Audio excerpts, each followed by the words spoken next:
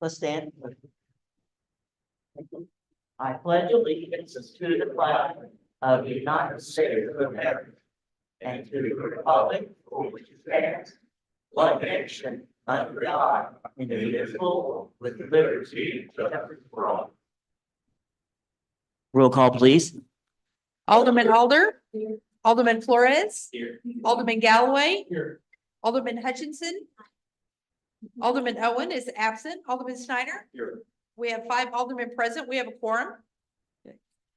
Thank you very much. Let's first turn to the approval of the minutes of previous meetings. We'll first go to December 4th. Any questions regarding the special session minutes on December 4th as printed? If not, enter a motion to approve.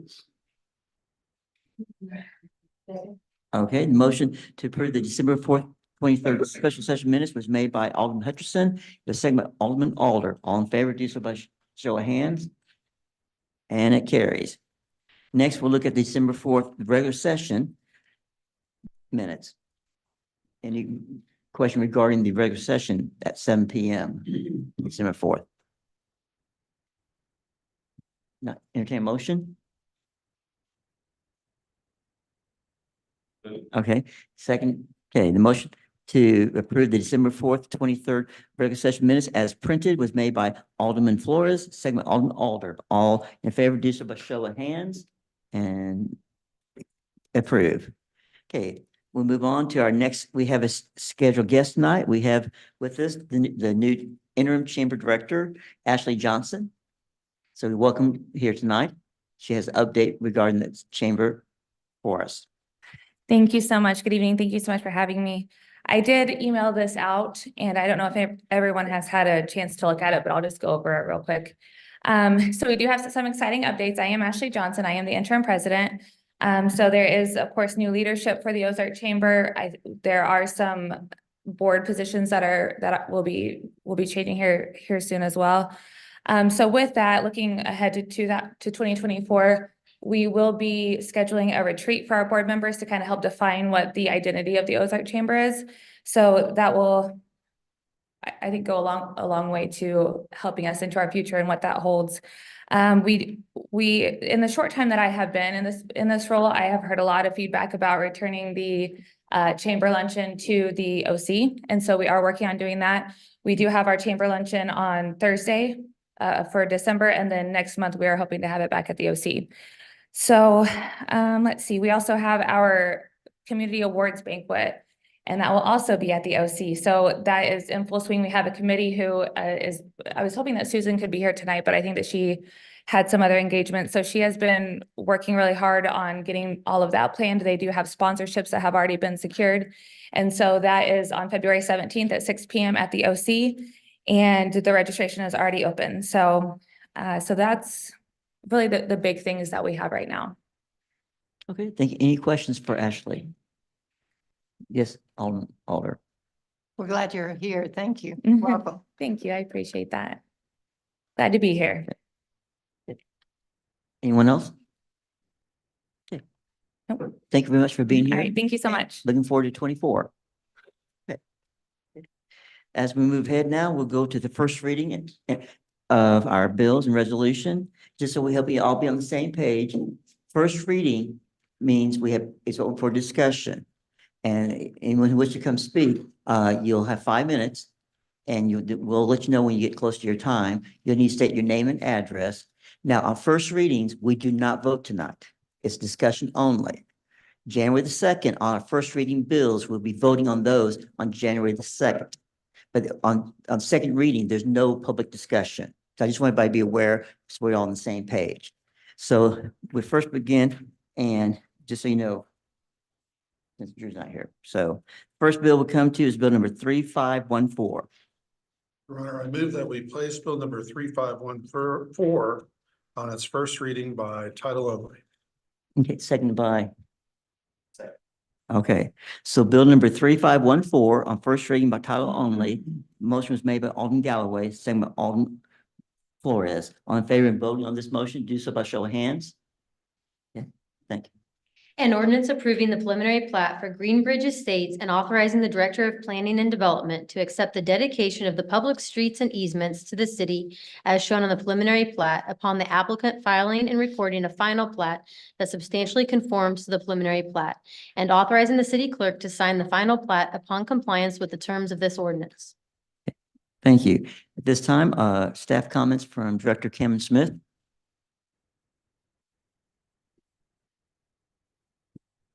Yes, the application is for the preliminary plat of Greenbridge Estates subdivision 23-0003. The preliminary plat that has been submitted does conform to the existing zoning of R1B single family zoning district. There is an OTO trail link that's been identified along this property, and the future alignment along this western edge will be further evaluated with the property and staff to confirm where the best location would be for this trail easement during the final development. Once the proposed water and sewer service plans are designed, staff will further review those with a third-party engineer to review for compliance and coordination with the Missouri Department of Natural Resources for any necessary compliance on their part. Any offsite easements and public utility extensions would be the responsibility of the developer. There are environmental features identified on this property that are shown along that eastern side. During the construction plan review, we'll further evaluate that with the developer so that they are conforming to any appropriate requirements. The required traffic study and stormwater report was submitted to staff for review. It was approved by staff, the city's engineers, the Ozark Special Road District, and their engineers as well. The traffic volumes existing and proposed do not warrant any future road improvement requirements. The traffic impact study did determine that maintenance would need to be performed to improve some sight distance and visibilities at intersections. I know there's been a lot of discussions about a secondary access requirement. Staff has further evaluated that, and they are meeting the intent of the code, the requirements of the code, and the ordinances for the access points to satisfy the emergency ingress points for the emergency services. We've also further evaluated that with our engineers, the Ozark Special Road District and their engineers, and the fire district, and the applicant as submitted, or the application as submitted does meet the requirements of the code. Staff did recommend approval of this application. The Planning and Zoning Commission recommended approval as well. Be happy to answer any additional questions. Okay, Alderman Galloway. Thank you for your presentation. The traffic study that was done, when was that performed? I'll probably defer that to the applicant to give additional clarification when, and then if we need to, we can have the road district and our engineers address that as well. All right, thank you. Yeah. It was, can I answer the question? Yeah. It was August the 10th when they did this. Possibly, it's not really, I don't review the traffic study myself. We have other team that does that review. I read it this weekend, and that was the date. Yes, Alderman Snyder. Mr. Smith, in reference to this may be a question that's going to have to go to the developer. But what, if any, input did we have from emergency services, specifically police officers, firefighters, and ambulance personnel? Yep. As far as a one point of entry up there? Yeah, the primary approval and review of the entrance, we defer to the Ozark Fire District. They review that and approve that entrance. As well as we coordinate with our police department. We do reach out to the ambulance district, but we never get any responses from them. They serve the city immediately and the county, but we do coordinate with our own police department and the Ozark Fire District. Okay. Did our police officers provide an assessment of ingress and egress of how important it would be to have more than one primary entrance? They don't formally prepare any review of that for that information, but I believe the police chief is back there. He can probably further address the review of that. Okay, I would like that, please. Yeah.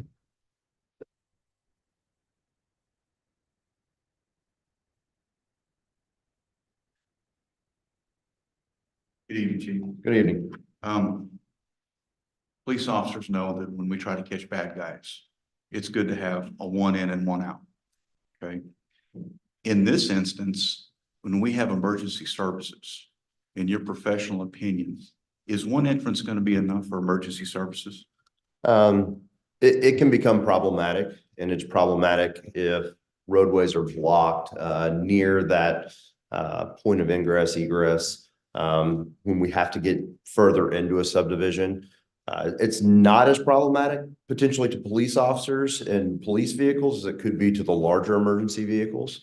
However, to speak to what Director Smith was talking about, we're engaged for comments on this type of thing.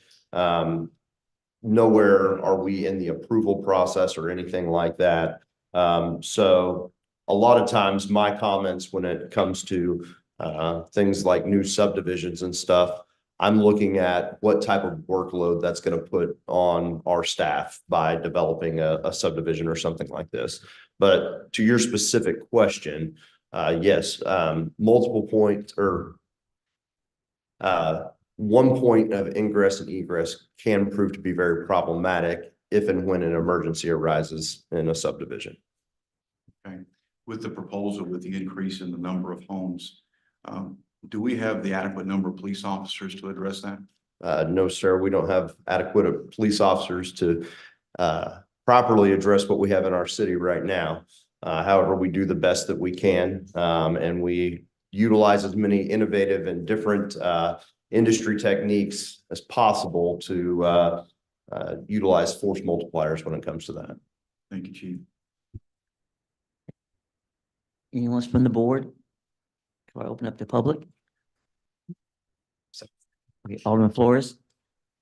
The easement that's to the north, is that something that would be, is that the intent, to be used by police as well as ambulance, or is that just for fire? It's for emergency services. Primarily what we see is the fire district, and I believe the fire chief is also here, or the fire marshal is here as well to address that. But yeah, the intent of this one is for emergency service purposes.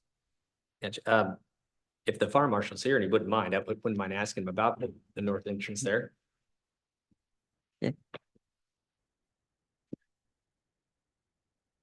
evening. Yes. Jeff Owens, Assistant Chief Fire Marshal for Ozark Fire Protection District. When we did get this plat in, if I remember right, originally it did not have any other secondary access for it.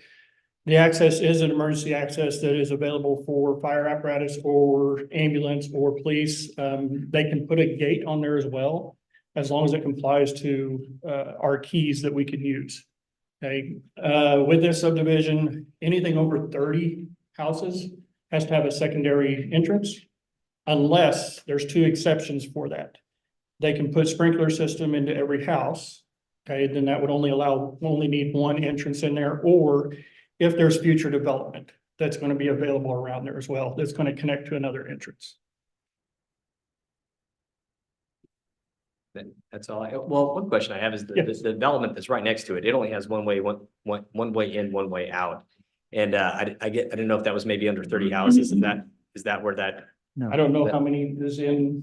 There's more than 30, but that was developed years ago, and I'm not sure what code. It must have been a different code at the time. Okay, thank you. Appreciate it. Okay, next is Alderman Alder. She was next. Don't leave. Oh, I'm sorry. Yes. Okay, Thank you. Okay, and don't leave though, the Cameron. Exactly where is the second entrance? So I understand what I'm seeing. Can you show that? Yeah. On the screen there, I'll turn around a second, but it tees into this, and so it runs through, there's an existing private shared driveway access easement that's So that- this property. That windy is a driveway. Yeah. And what is the They, makeup of that? Is that paved? Yes, Driveway? currently it It's is a paved, paved. okay. and so they will tie into that existing driveway and further connect that. to And the is that part paved as well? At this time, no. My understanding is the developer does plan to pay. It has to meet specifications that's going to hold our heaviest apparatus. That's what I was Yeah. wondering. Yes. 'Cause And fire the trucks. fire are- code doesn't require it to be paved, it just has to be a suitable surface. It Correct. doesn't clarify it's paved. So I want to make that clear. Yes. Like at, for instance, at the workshop, and there was a gravel surface. They actually engineered that to support the fire truck, and it was a gravel surface. So it doesn't have to be a road. I mean, it doesn't have to It be. just has to be able to support the weight of our heaviest apparatus. Oh, interesting. How many houses are there? Off the top of my head, do you recall 89 houses? 89. Wow. 'Cause I remember when North Park was platted, that was one of the concerns, and it was stated that they had to have a second entrance. Interesting. Thank you. Yeah. Okay, next with Alderman Hutchison. Just a quick question, you said the way to get around this is that they sprinkle the homes. So when you're talking about an emergency exit or entrance egress, you're just talking about the fire, not ambulance Correct. then? I mean, So- that would not remedy an ambulance situation or, We respond with the police ambulance situation. as well for medical calls. yeah. So if we have But to get in, sprinkling the houses, my question is, the sprinkling of the houses seems directed just for fire purposes. correct. So the requirement for the secondary access is if that first access there on the west side, if say the first house in that subdivision catches fire, we're gonna have 3 or 4 apparatus sitting there, and that road's gonna be blocked. So we need to have a secondary access so that if in that southeast corner, there's another fire, we can get trucks into there. So therefore, we would have the key to access that gate and get around to that other house. I understand that. Yep. But my point was that this is supposed to be an emergency entrance and exit. But the sprinkler that would waive that system would just address fire, not, The Other sprinkler types would of waive everything emergencies. on it. So it would only Yeah. have one access. right. And so Yes. that doesn't address other emergency needs for a second entrance besides fire. Right. Correct. That would help the fire district, yes. Okay, thank you, Alderman Galloway. Oh, okay. Anyone else before I open to public? Okay, thank you all very much. Thank you. At this time, we'll be opening up to the public as for or against Bill number 3514. When you come up, please state your name and address. Okay. Evening. Hello, good evening. My name is Leslie Seawright. I live at 2108 North 9th Avenue. There are 3 of us with planned remarks from the Stone Ridge neighborhood. We're the neighborhood that's connected to this new proposed development. I hope that we can speak succinctly and clearly about some of our issues tonight. First, I'd like to thank all of you. I sent you all an email, and I know that you took time because many of you replied back to me, so I appreciate that. If you are here from the Stone Ridge neighborhood, could you please raise your hands? Thank you. We are a neighborhood of 65 homes with a strong HOA. We have one entrance and exit into our neighborhood. That's there at 10th Avenue. Greenbridge Estates has proposed adding another additional 88 homes, now 89, to that one entrance and exit. We do not consider the emergency access to be a legitimate and real option because as an easement, it will never be planned use for actual vehicular traffic. People put fences and landscaping on easements all the time, and I don't know how this one would be any different. Most of the citizens of Stone Ridge are not against development. We know this land is prime residential real estate, and we don't begrudge anybody that would want to be our neighbors. We live in a fantastic part of Ozark. But we do believe that there's a much smarter way to do this development than the way that it's provided, one that allows for Greenbridge Estates to have their own identity without going through our neighborhood, and that alleviates many of our safety concerns. There's really only one logical place for the entrance to Greenbridge Estates. It's off Greenbridge Road, thus their name, Greenbridge Estates. And it's a road that they already own. This is the road that connects to the emergency access currently on the plat. An entrance off Greenbridge would place the entrance exit for this new neighborhood in the middle of the development, which makes sense. It would allow the neighborhood its own identity and signage off of Greenbridge. Currently, Stone Ridge residents have a big sign that says Stone Ridge at the entrance of Greenbridge and 10th Avenue. So residents to this new development would drive through Stone Ridge and very clearly stated into their neighborhood. I don't know why they would want to do that. Of course, the worst part of the planned road off of 10th Avenue is that it places 150 homes on one entrance and exit. The NFPA, as you heard, recommends 2 entrances. You guys are all well aware of that for homes over 30 or for residences over 30 homes. This increases that number by 5 times. It's not convenient for anyone, either the new residents or us. It's not safe. It's not good policy or precedent to set. In the email I sent to all of you, I also asked, where in Ozark can you find 150 homes with only one entrance and exit? We've now done that research and the answer is none. Here are some surrounding neighborhoods and their numbers of entrances. Now, we're not talking about emergency access, we're talking about legitimate entrances and exits. The neighborhood closest to us in size, Barrington Springs, has 70 homes with 3 entrances. Apple Creek has 125 homes with 2 entrances. McGuffey Phase 1 has 181 homes with 4 entrances. The neighborhood in Ozark with the most homes and only 1 entrance and exit is Stone Ridge.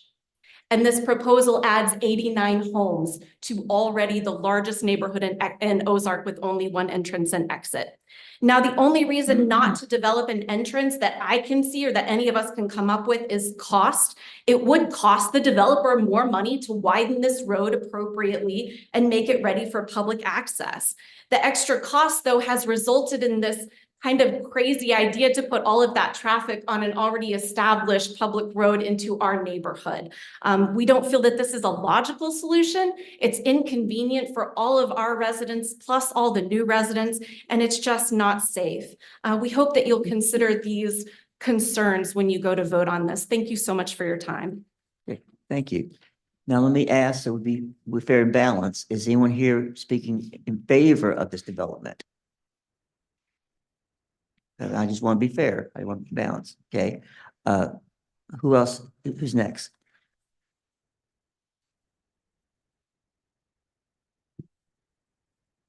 Thank you for your time tonight. We appreciate it. My name is Jeff Lash. I live at 2106 North 9th Avenue.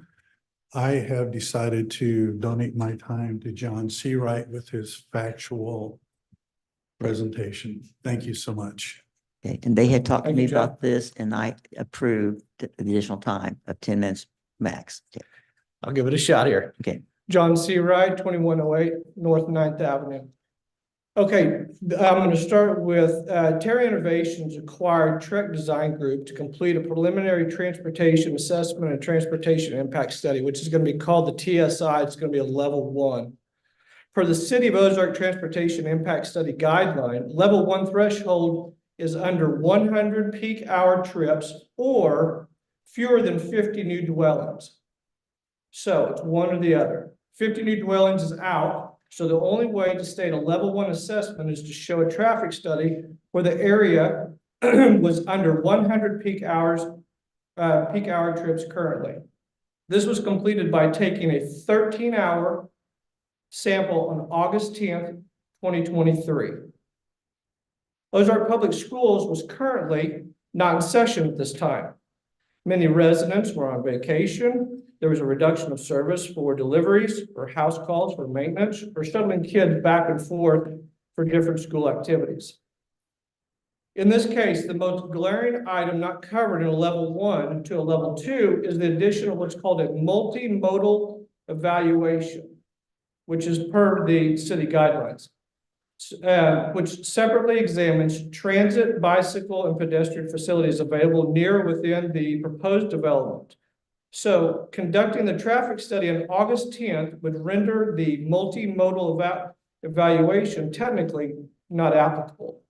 If the sample would have been completed during the school year, the multimodal evaluation would have been triggered, thus moving the study to a level 2.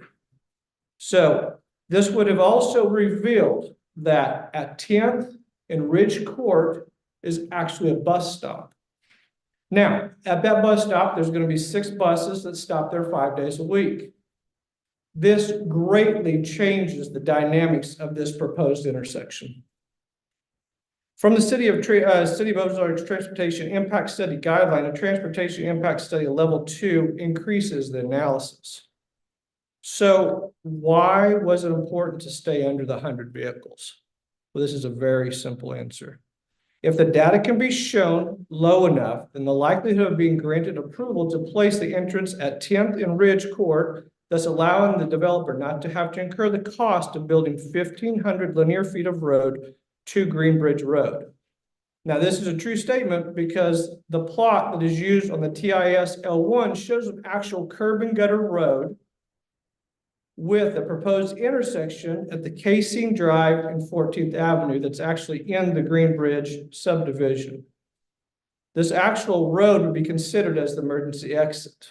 The date on the plot that was presented on the November 27th shows it being created on July 20th and then revised on November 9th.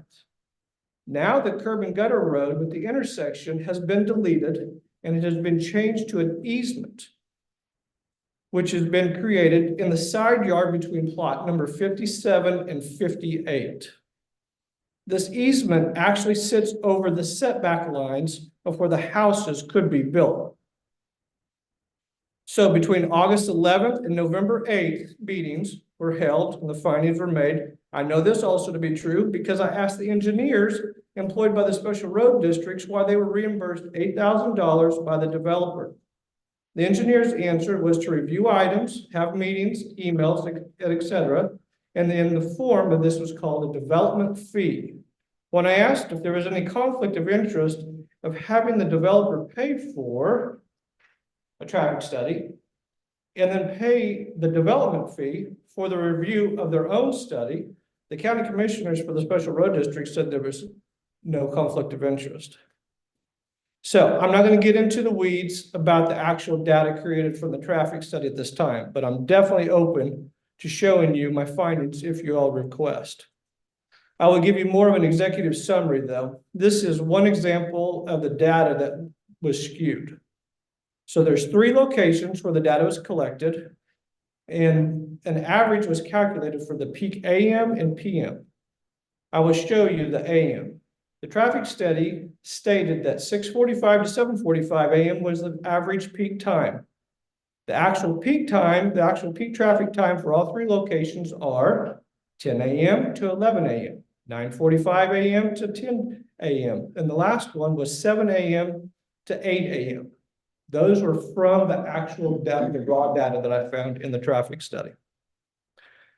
This is nowhere even close to the average of 6:45, and it's 6:45 is actually outside of any one of those numbers.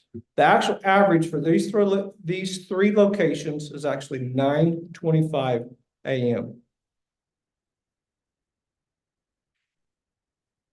So this tells me that they are off by 2 hours. The PM peak stated calculations of 4:45 to 5:45 were a bit closer at 4:48, which is actually the peak of this, just landing 3 minutes inside the edge of the stated window. So here's my point. It is very easy to pull data when one is either outside the window or very close to the edge of the window.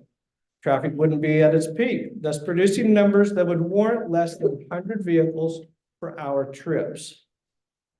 So I have some closing and some suggestions here. So in my professional opinion, this is a narrow, methodical, chosen snapshot that produced answers that were needed in order for the developer not to have to spend the extra $150,000 to provide a road to Greenbridge. In my professional opinion, more research will be needed to complete the expansion of water, sewer, power for this area, specifically the sewer, since it runs to the Riverside lift station, and the water is at the end of the line, which is in Stone Ridge. There could easily be some serious costs incurred to the city if we are close to capacity as we stand. Now, I know they stated that they're going to try to put the onus on the actual developer, so I hope that is to be true. The planned emergency road should become the primary entrance for the Greenbridge Estates. Vehicle stacking can exist during peak operations and the main entrance is moved to the currently proposed emergency road. There's minimal adjustment for the sight lines at this location versus the extremely intrusive alterations that would be needed at 10th and Ridge Court. Mostly important, this deletes a bus stop at 2 residential collector roads that are approximately 55 feet apart. This also would instantly remove approximately 850 vehicles from this intersection. This will eliminate the construction traffic through the established neighborhood. That also has a bus stop that runs 6 times a day, multiple turns, and it's on a steep hill. If the addition is to be built as it currently stands, there will be a total of 1,400 vehicles per day through this intersection every day. This is something that the traffic study never addressed. The intersection of 10th and Ridge Court can be constructed to become an emergency access with a gate or a Knox box. An easement could be easily created from lot 47 to 10th and Ridge Court through the common area where there are no houses, there are no fences, and would exit it exists, just being the best solution for a long-established neighborhood of Stone Ridge. Now, more review should be taken with utilities to be brought down Green Bridge Road, utilizing the correct calculations instead of trying this, what I would call a Band-Aid approach to connecting everything to residential lots that are in Stone Ridge. Supplying new connections of utilities off Green Bridge would provide the correct setup if there are any other subdivisions that are proposed adjacent to Green Bridge Road. Thank you guys for my time. Okay, we'll begin with Alderman Snyder. Hey, sir. Sir, Hey, John, come back, sir. Your question? Yes. first of all, thank you. Oh, you're welcome. Appreciate that. You represented your neighborhood well. Well, I appreciate that. Now, the question I have for you, Sure. have you or any one of your folks in your neighborhood attempted to speak with the developer about this? No, not to my knowledge, no. Me personally, no. I don't even know who the person is. Okay, I think that may be a prudent thing to do to see if there is a possibility of what you're suggesting to come to fruition. I actually think that's something that should be brought forward, but I didn't know if you had already tried that or not. But again, thank you. I appreciate it. Thank you very much, sir. I appreciate it. Alderman Galloway. Yeah, Thank you. And I'm sorry, I missed your name. John Seawright. John. May I call you John? Sure. John, you had mentioned your professional opinion. I didn't catch it. Yes, 30 years of design, engineering, construction, safety and security. It's taken me to 4 different continents. So you've had experience with I traffic would studies. say that would be a subject matter expert. Yes, absolutely. The number of homes that are already in the existing neighborhood is how many? I believe that is 65. Am I correct? 65, yes. And then was it 125 that was being added? I believe it's 89 that's going to be added, so we're going to get close to 150, if that's right. There's I think you had mentioned the term main entrance. So in your thoughts, are you thinking a way to address what you identified to be a traffic issue would be to have 2 entryways? Well, in my professional opinion, the main entrance to Green Bridge would be wonderful. If there was a second means of egress that was needed, curb cut at Ridge Court and 10th with a gate there could be plausible. Because what you have is green space there next to retention pond. There you go. So there we go. Let me see if I can use this little pointer. There we go. Okay, so if you see here, this is the intersection right here. And this is 47 right there. So this could be the if you need it, like if we absolutely need 2 entrances, you could make this clearly the emergency entrance and just have it gated. Because this right here, if I can do this again, I'm sorry. This is all flat, right? This is what hasn't been discussed yet. This is the side of the hill. And I say hill, if I remember right from the contour lines, it's almost 25 feet when you're counting the contour lines. Because there is a detention pond that's going to be right here. Well, this detention pond is, if I remember right, at least 20 feet deep. So this easement is going to have to climb 25 feet. And if it's not a curb and gutter road that is paved, there is absolutely no way that your heavy emergency equipment is going to make it up that. This is lot number 57 and 58. And you can see right here where the easement goes through the two side yards. There we go. The two side yards right there. There's no curb cut, there's no intersection. Now, on the TS1, this is all shown as a road with curb and gutter that makes an intersection between this road right here and 14. The TS1's the traffic study. I'm sorry, the TS1 is that traffic study. So something has changed throughout all of this process, right? To have this becomes, or was a road, to merely just an easement. And it's only gonna take one or two, maybe a builder, maybe if somebody sells the house, there's gonna be a fence, but you're literally driving between two houses right here. So, in my opinion, take this back to an intersection like it was originally, make this your road, right? The bike lines for this road right here as it goes back, this has already been established. This is plenty of sight line. There's a little bit of tree trimming that needs to happen here.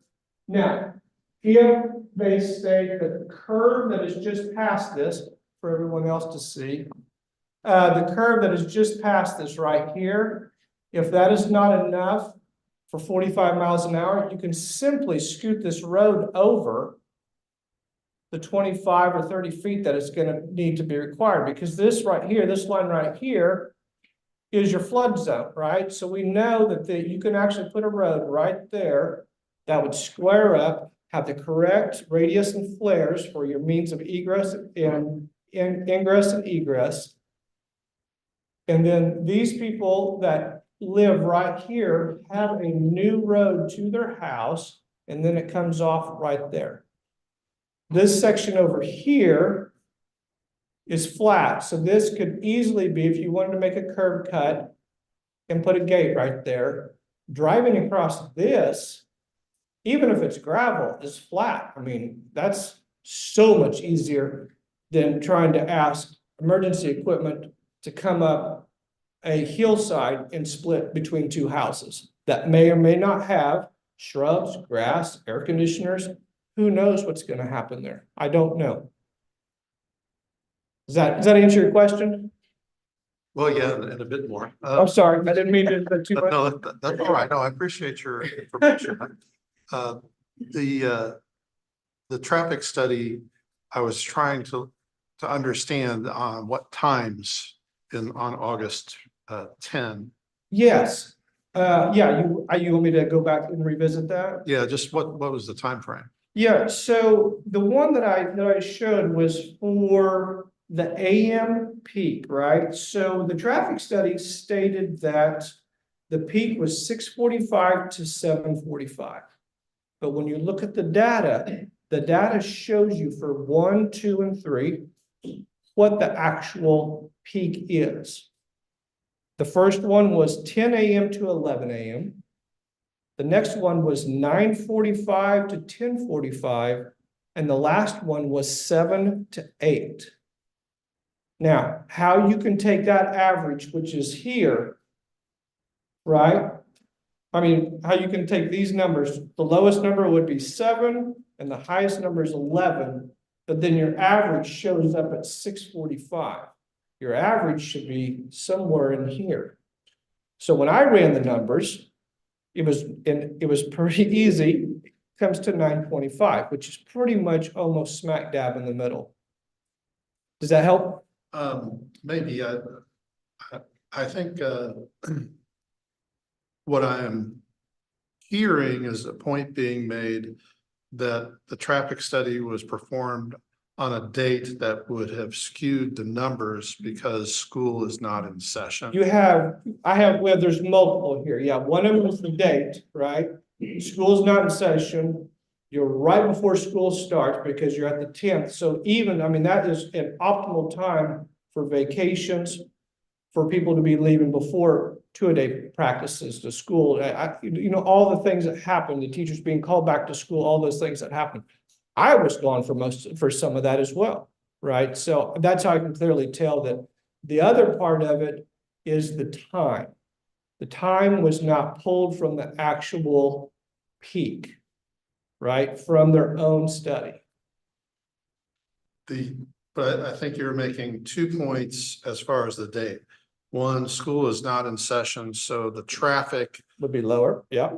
peaks are going to be different, right? Because It could be. because people will be taking their children to schools. I can't ignore everything else I learned sitting here, which is the demographic studies show that subdivisions for single family tend to have lots of families compared to apartments. So I'm assuming there's going to be people that are taking their children to school, activities, that sort of thing during the school year. So I'm gathering one point that you're making is by doing the traffic study on August 10, you're missing that. That's it. Okay. Yeah. And I think what you're saying is by having a single entrance and exit at those times, there's a lot of kids and a lot of cars going out, but we don't have a study that tells us what that looks like. Is Exactly. that what you're saying? Okay. As of right now, it shows the traffic vehicles per day for Stone Ridge on August 10th showed that it's going to be 550 cars per day.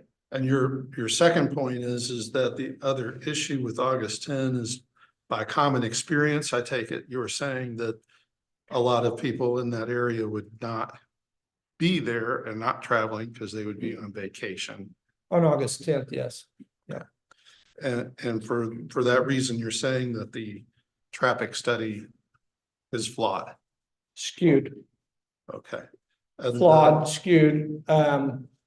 What I believe from my time, I would call this the fruit from the poisonous tree doctrine is about the best analogy that I can come with that. Is that what you've come with here, and then anything that comes after that is kind of garbage, because what our sample, guys, I don't think our sample is anywhere close to what it is in reality.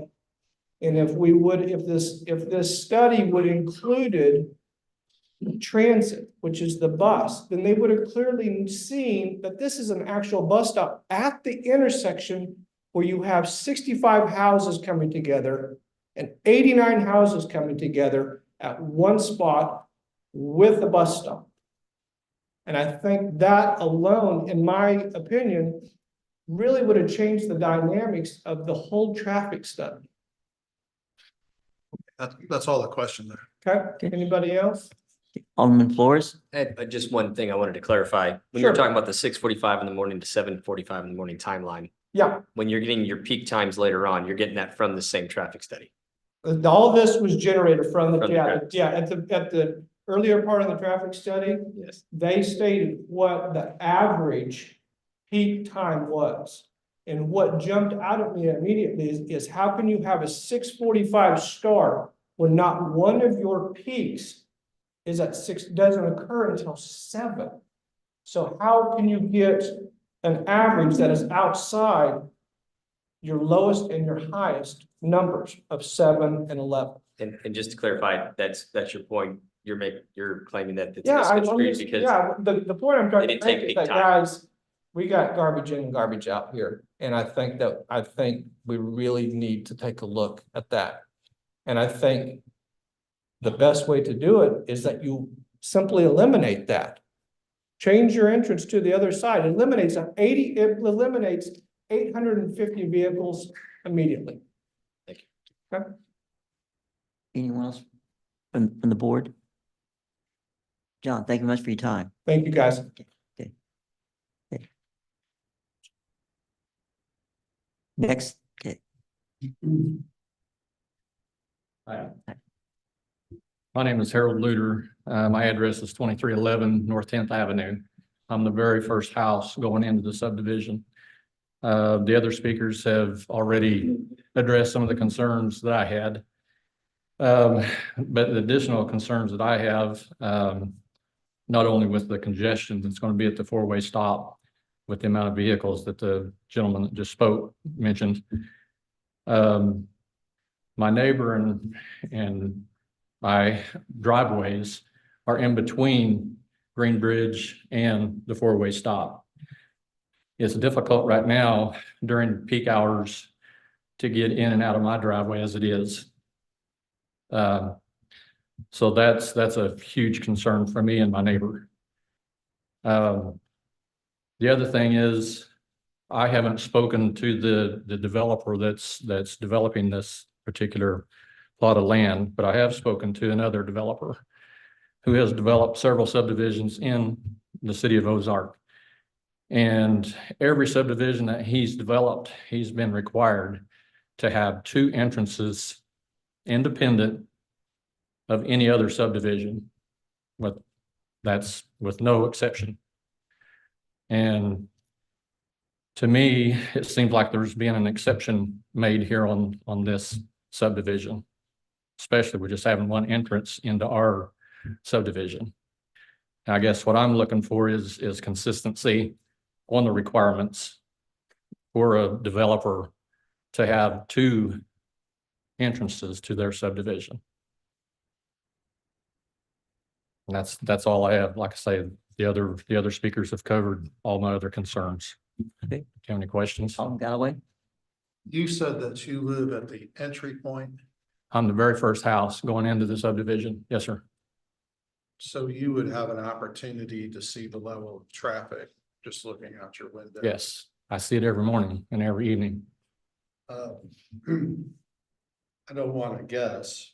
The point was made by the speaker before that the August 10 date was not a fair date to do a traffic study. That's not his words. He said it was a date that's skewed I agree with that. conclusions.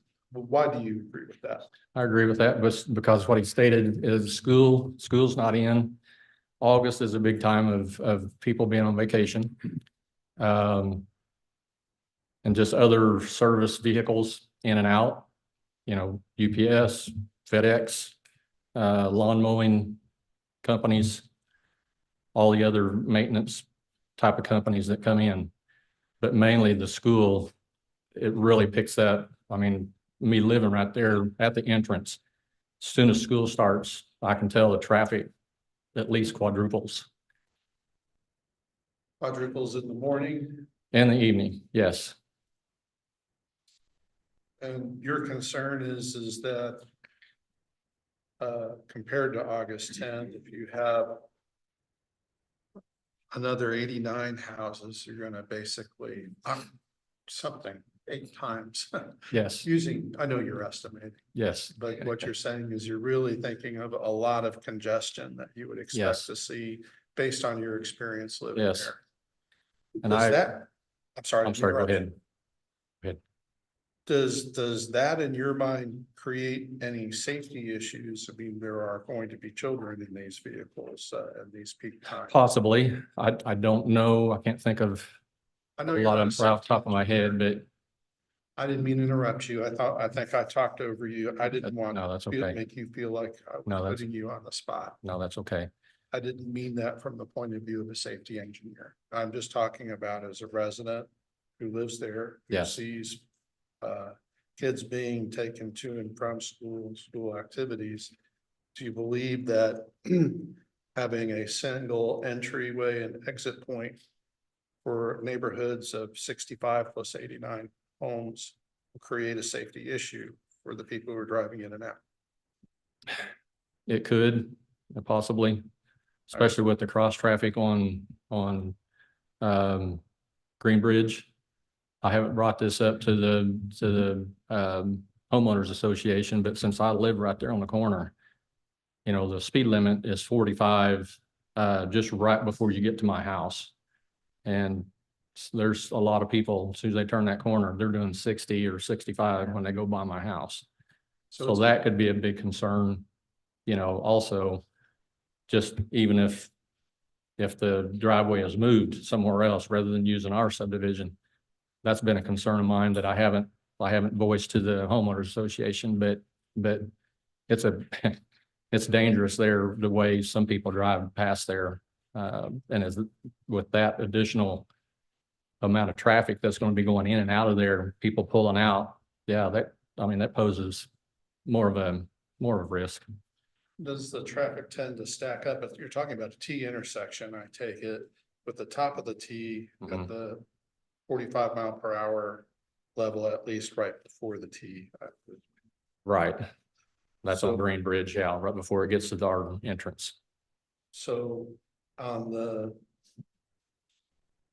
vertical side of that T coming out or into your subdivision, at school hours, does the traffic tend to stack up as people are making turns? Yes, there's several cars that back up there, trying to get out on Green Bridge.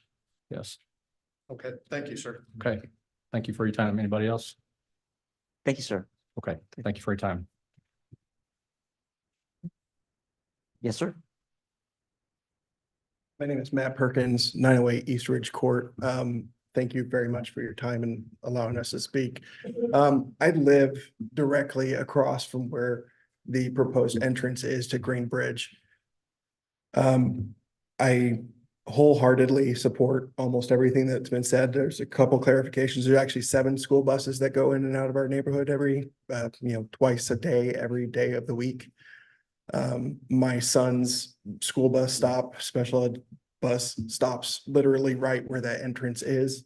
When you're talking about traffic during the school, I stand out there for 20 to 30 minutes every morning, 20 to 30 minutes every afternoon, waiting for my son to get home from school, and I see cars stack up. I'm waving to everybody as they go by. So I see when that bus stops, there's 4 cars waiting to come out of Green Bridge, and there's 3 to 4 cars coming into Green Bridge at all times. Every morning, there's 40 cars at least that drive by while I'm waiting to to send off my son, and another 30 cars or so every afternoon. So the amount of traffic to the questions that you've asked already, the amount of traffic that goes in there, I just like my neighbor said, we see it. It's already a lot of traffic, and to increase that by another almost 200% would be pretty insane. So that's all the input I have for this. Thank you.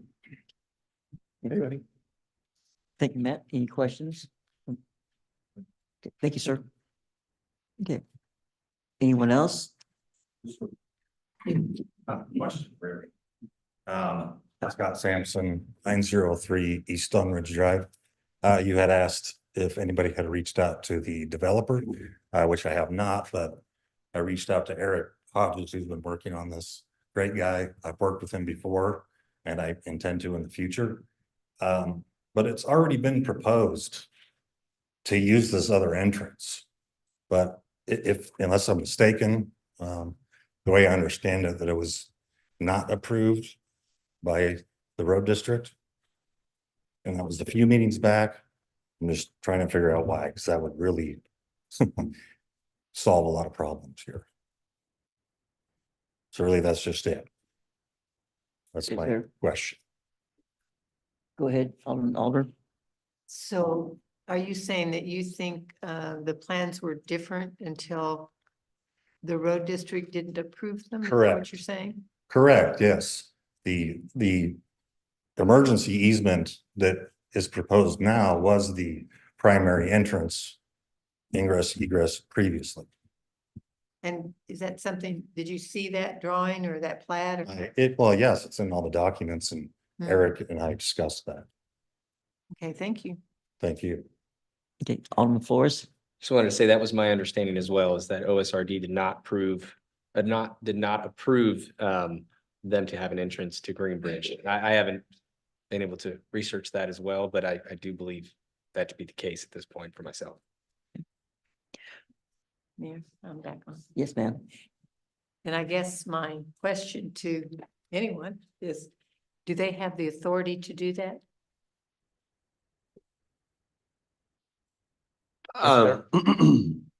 It is their roadway, and any new driveway cut, any new driveway entrance would have to be approved by the special road district. Now, obviously, there is already a driveway there, but that's a residential drive, like a private residential drive. It's not, as was described earlier, a new curb cut that would be for a public street access from a residential street to probably what would be classified as maybe a rural collector or something. So, yeah, I do believe that they would have the authority to either grant or not grant the request for a new roadway entrance onto the road. I think the main question really would be, why would you not? What was the reasoning for not granting that? If, as stated earlier, it appears that the driveway is there in a location that would have been previously vetted to determine that adequate site distance was there to be able to allow a new ingress egress point to Greenbridge Road. So not being at the meeting, I don't know what Ozark Special decided. I don't know why they decided it. But I guess that would be the question that I would probably ask, is what was the justification? Maybe the engineers can answer that. I don't know if the engineers for Toth are here. As a matter of fact, there they are. So that would probably be it. Okay. Good evening. My name is Matt Miller, and I work at Toth and Associates. We are the consulting engineer for the Ozark Special Road District. So as far as whether a entrance onto Greenbridge to the location of that existing driveway was ever proposed to us, if it was, I'm not aware of it.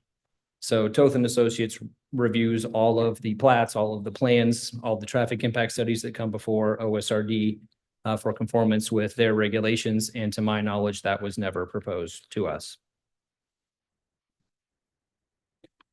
Alderman Galloway. I'm sorry, what was not proposed?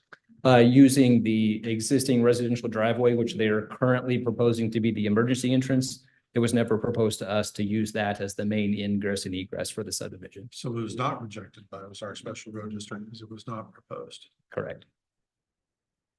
Okay, thank you. Okay, then, Alderman.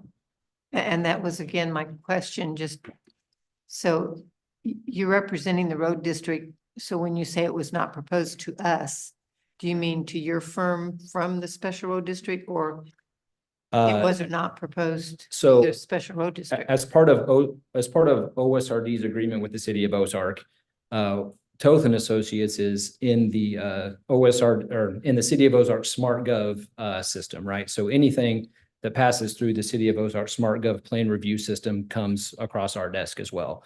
So that that proposal was never brought through the Smart Gov system for us to review.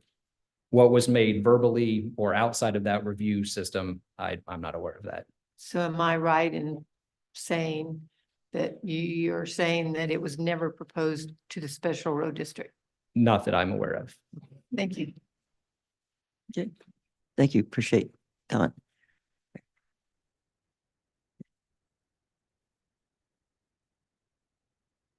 Okay. Evening. Okay. Hi, Mayor. Okay. My name's Dave Burlew, Burlew. I live at 709 East Rock Creek. First, I want to congratulate you on your recent election. Thank you. It takes a lot. A big person to work in public service, especially at the politic level, and I thank you for it. And I want to thank the city council for their public service. I've lived in my home now 21 years, will be 22 years in May, one of the first homes built in the subdivision. And recently on August 10th, and I'm not going to echo everything, I can't, this is a tough group to follow. But on August 10th, I was leaving the neighborhood and I noticed the pole camera at Greenbridge and 10th Avenue. So I snapped a few pictures and then I talked to neighbor Harold. You know, honestly, at first I thought maybe the CIA was raiding the neighborhood. But noted the camera was up one day only. And to be fair, I don't know what kind of survey you can do traffic wise for one day. So anyway, I just wanted to give you the photos for record. Yeah. Well, this is a 13-hour period, they said in the study. One day. Yeah. August 10th. Yeah. The camera wasn't there August 9th and one there August 11th. And it was at 3 locations as previously noted. And also I want to echo the police chief's comments. I've got over 35 years in public safety. I've spent a career working in public safety. I've traveled the world working public safety. To have one entrance coming into a subdivision with 160 plus homes is frankly asinine. It's a public safety issue and concern, and honestly, it's ridiculous. So for good public safety, you need more entrances to the subdivision. Thank you. Thank you, Dave. Appreciate that. Okay, anyone else? Or I know the developers here.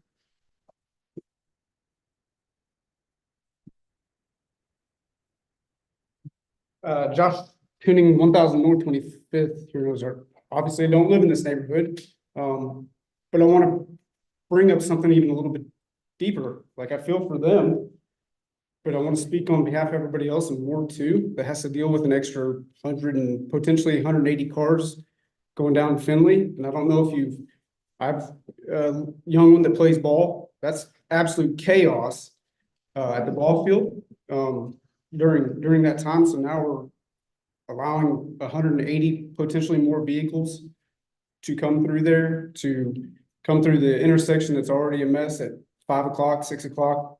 I guess my point is yes, they are going to have a big problem, but the city of Ozark, again, with our infrastructure issues, are also going to have a huge problem facilitating all those vehicles down Finley Road down there. So, and I guess my other point I want to make is, like, this is not the first time I've stood up here for this kind of thing. And I said this last time, I guess I'm curious how we get to this point without it being stopped before it gets to this point, right? Like, I feel like that common sense would tell us one driveway is probably not one entrance is not a great plan, but yet it made it approved by planning and zoning. Our city employees approved this and said that this was could be done. And now we're here with, they've had multiple reasons why this should not be done. So how do we get to this point and not like ask these questions, or how do we get past two other people saying this is a good idea? And now we're here with lots of reasons why it's not. So that's all I have. Thank you. Thanks, sir. Anyone else?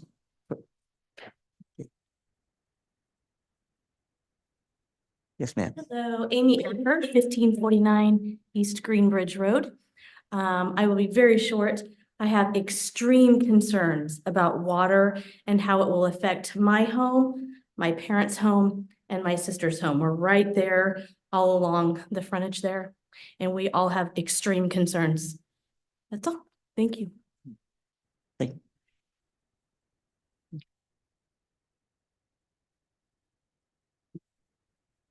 So, anyone else? I didn't know if, do y'all, anything to say? Sure.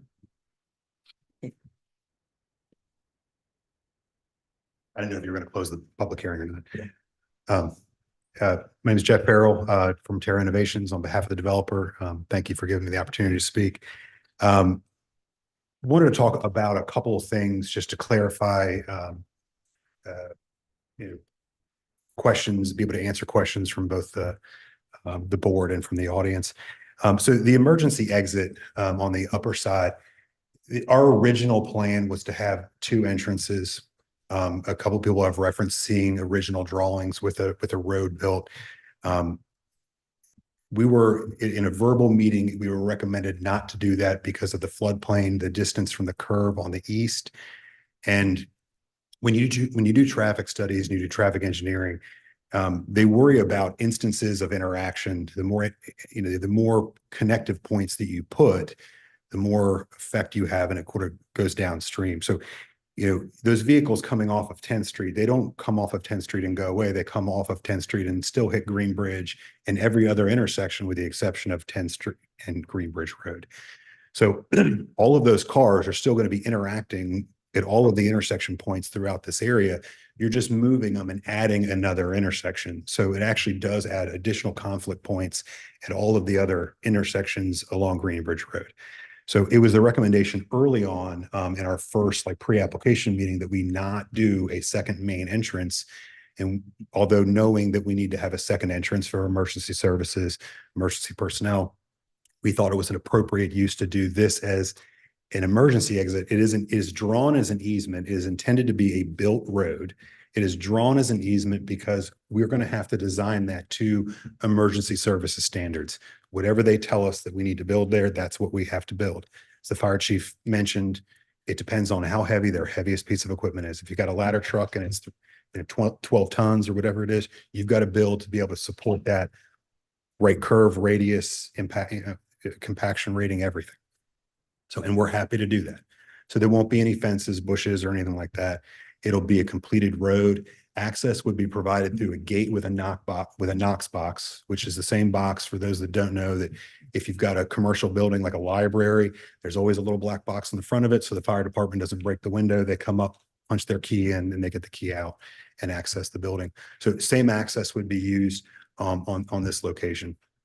So again, that's going to be a full entrance. And I wanted to mention the traffic study because again, you know, we're going off of guidelines that we get asked to do. You know, we asked really early on the best way to do certain aspects of the development, and we responded and did sort of based on the guidance that we were given. The guidance was do a traffic study, needs to be for 6 hours. So we did a 13-hour traffic study. We hired a local engineer, and that gets submitted to the road district and to the county, and it gets reviewed by staff. We felt like we were going above and beyond because it was going to be longer than we were required to do. I can't speak to whether or not this requirements are sufficient, whether the timing is right. We did what we were asked to do, and we were happy to do that. I will make a couple comments on the inconsistency of the traffic study. There's a couple things that don't get raised. This is an 88 unit division. There are 89 lots because there's a residue lot down in the floodplain area at the connection where the emergency access easement would hit Greenbridge Road. There's a vacant lot there, not intended to be built on with homes. It's just an established lot that we had to plat. So the traffic study is not based on 88 homes or 89 lots. It's based on 93, which was the original number. It was at 93 before we realized with stormwater detention by basins and some of the roads and curvature and things we needed to reduce the lot count. So we reduced it, but the original traffic study is based on a higher dwelling volume, a higher density. So just wanted to point out that inconsistency.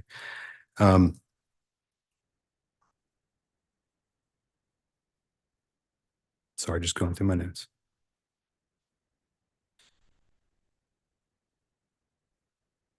So the last point I wanted to make is that the entrance on 10th Street, the emergency access, and I don't want to speak for the road district, and I certainly don't want to speak for Cameron, but general planning has transitioned over the last decade, 15 years. I grew up in a subdivision with one road in, 27 houses in it, and one road out. That was it. And you would go along through neighborhoods and there would just be a road in and a road out and a road in. And each subdivision was its own thing. And there wasn't a lot of interconnectivity. And what you see in modern transportation planning, and you see this in commercial developments too, when you drive through a commercial area, there's often a main entrance, and then you have like almost like an alleyway parallel to the main road, where then you access and you go into the various different, there's a gas station and a fast food restaurant and Home Depot. But all of those entrances are not on the main road. And they do that very specifically to get all of those little traffic points off of the heavy volume road. So in this application, we've got an entrance on 10th. We got an emergency exit to give emergency services vehicles. And we've also given at the city's request, an access easement off of that center road going north and south. And the intent of that is to be able to interconnect south to a potential development that may or may not happen by the owner of that property at some point in the future, so that there's more than one way to get in and out. It doesn't landlock any land. And I only raise that as an item because all development moving forward is more than likely going to have this same entrance conversation, because you're going to want to start limiting, and this is what the planning books all tell you to do. You want to start limiting things along main access ways, get traffic off of them, slow them down, and disperse the vehicles. So although this is different, and it's probably the first one that's looked like this, I think what you're going to end up seeing over time is that the way the code reads, this is encouraged. And again, that's why it's designed that way. We do feel like We designed this to meet or exceed all codes. We had a lot of back and forth. Cameron staff has been really good to work with. The plan did not look like this originally. It was much different. And it's because we had to reshape to try and get something that we could build and we could do and would work with the ordinances. So there was a couple of questions at the planning commission meeting regarding stormwater. I just want to address them in case any council members have questions, board members have questions. Stormwater, again, just like transportation, is done a little bit differently than it used to be. We're required to keep flow at a certain rate leaving the site. We try and boil us down to like real quick bullet points. You know, the amount of water that comes off the site pre and post development needs to be at an equivalent flow rate. This is why you see a giant detention basin on the northwest corner and then one on the, it's sort of part of the contours already, but on the eastern side. So depending on how much water comes down from rain, the flow going into the existing conveyance channels needs to stay the same today as it did, as it will in 2 or 3 years or 4 years or 5 years. And that's important because that's done specifically by your ordinance to make sure that all of the downstream pipes, everything that goes under your roads, all of the existing facilities are able to handle the capacity off of a new development. So that means, you know, where that detention basin is used to be 6 lots. So that's several acres worth of detention because we've got to design that to like for like the 100-year storm. We've got to be able to retain all that and keep the flow rate so that we're not burdening the infrastructure that's built and is managed by the city. And then just one final comment I forgot to mention earlier. I wanted to make sure everybody understands we do pay the special road district's engineer. So we hired our engineer, Eric from Roselle. We have a traffic engineer from Trek. And I want to make sure that everybody is very clear. We pay the special road district's engineer so that it's not a tax burden for the citizens. It's not something, of course, that I want to do. It's part of the rule. Okay, they come up with a bill. They know how many hours that they're going to spend, and however much it takes. If it takes 6 years worth of bills or 6 weeks worth of bills, I'm required to pay that because it's part of, I'm the one creating the cost. So I create the cost. I have to reimburse to make sure that it's not being paid by local tax dollars. So just wanted to make sure that was an understood. Happy to answer any questions. Okay, Alderman Snyder. I appreciate what you said. But in reference to a comment that was made earlier, was there a different rendition of this at any given time? There's probably 17 of them. There were a lot. And the original rendition that we had conceptually done did have a curb and gutter road going up to East Greenbridge Road, which is now the emergency access.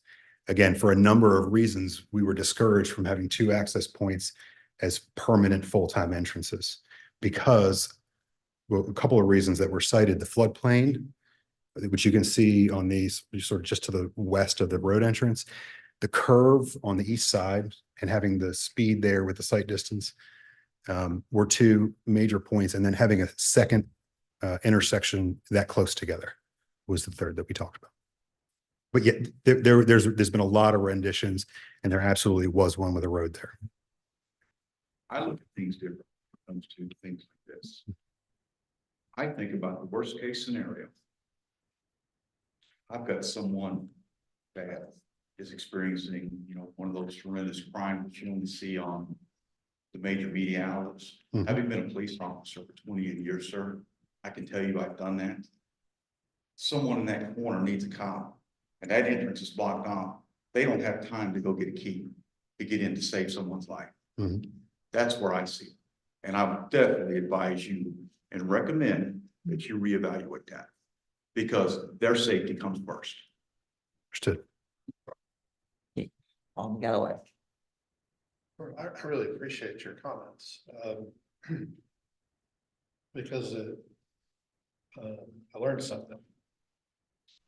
From the developer's point of view, you started with a plan that actually met this neighborhood's issue that they came, because I think the main point that I heard was they wanted a main entrance, not a single entrance, and that was your plan to begin with. There were going to be 2 entrances. There were going to be 2 entrances, which is, I think, would satisfy, as I heard, majority of the people that came in here. And certainly you heard my questions. My questions came from concerns about safety. But you had said that you had a pre-application meeting. And I am guessing that is in interaction with the city. And there were reasons provided to you to change it to a single entrance.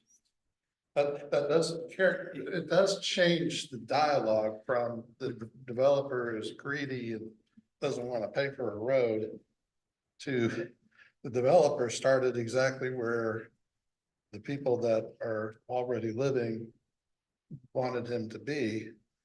And then he got talked out of it in the application process. That puts you in a kind of a rock and a hard place, right? So, I'll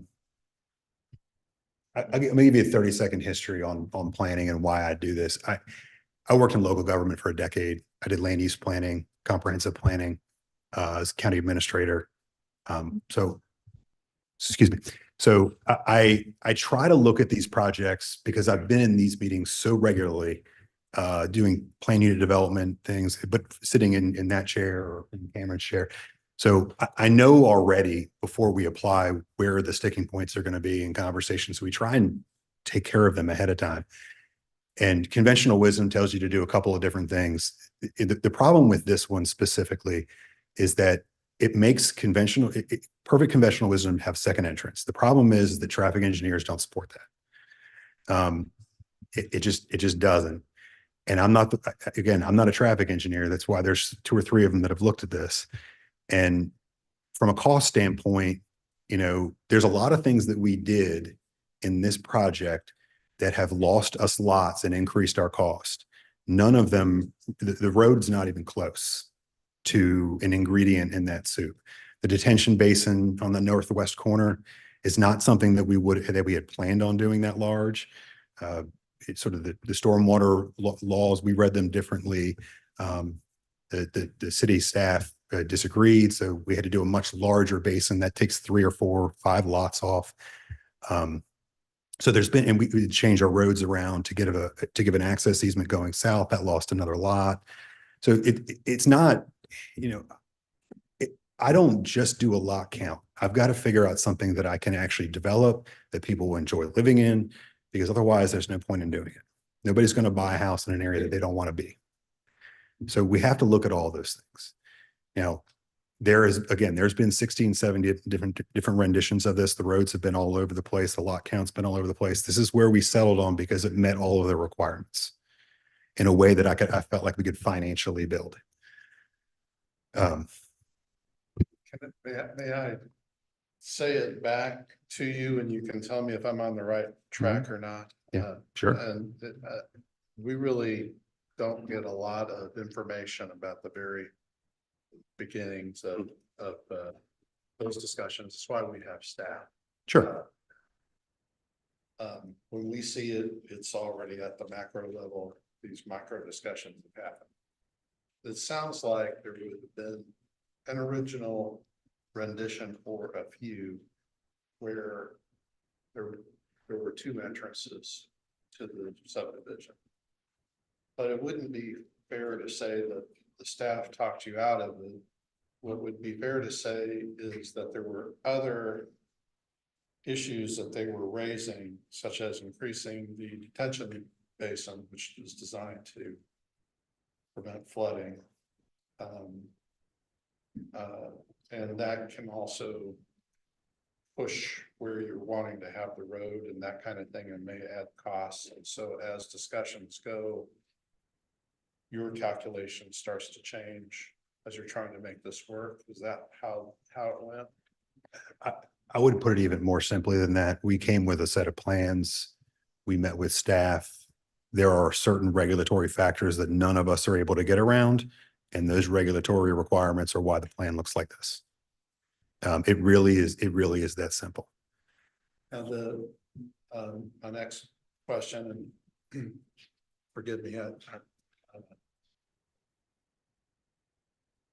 I'll just ask it.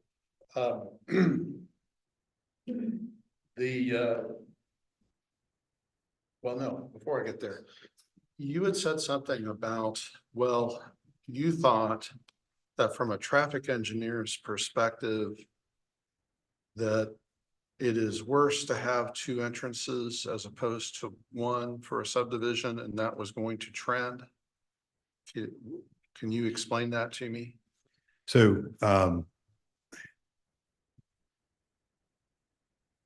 generally, and I'm a little bit outside of my depths, but generally, they look for reduced intersection counts. Okay, reduced, cars don't queue up to a dangerous level. They want reduced intersection points because every intersection, specifically every right angle intersection, is with like the most dangerous thing you can have. Okay, this is why you also see roundabouts rather than four-way intersections with lights, because intersections like this, there may be less accidents, but they're significantly more dangerous for the occupants of the vehicle. That's why you see a lot of roundabouts. You may get more accidents, but they're quarter panels, they're fender benders, and people don't get hurt. So traffic engineers like things like that. They like things that soften vehicle interaction, reduce interactions and right angles, which is why you see a lot of side streets inside of new commercial developments. And it's also why we've got, you're looking to try and do interconnectivity through this development to the south, because you're trying to get traffic to interconnect in slower speeds and reduced right angle intersections. That's how I think about it. I mean, it is probably a 8,000-page traffic book that will explain it better than that.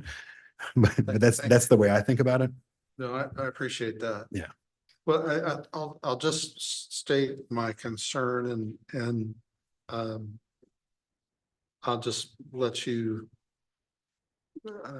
respond or think on it.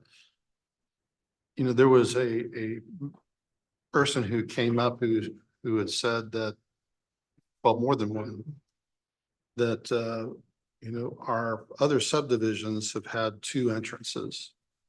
So I think it caught a lot of council members by surprise. And I can only speak for myself, but caught me by surprise that we had one with a single entrance and I understand there's emergency access.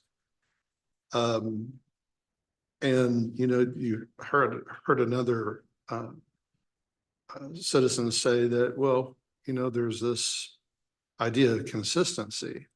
Because I will say that we have been very consistent in getting that second entryway, and I think Alderman Alder had mentioned a specific development. I mean, we spent a lot of time working with the developer, and the staff did, and the board, in getting that second entrance in play.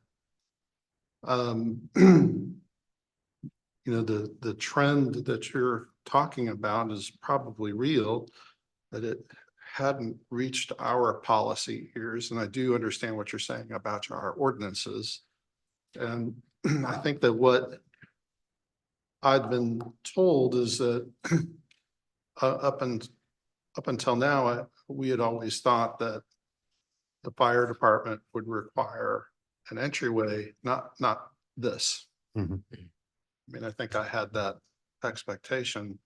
So I don't think that was, somebody else asked, well, how did you come to this place? Well, we'd been here once before. We thought we'd resolved it in favor of two entrances.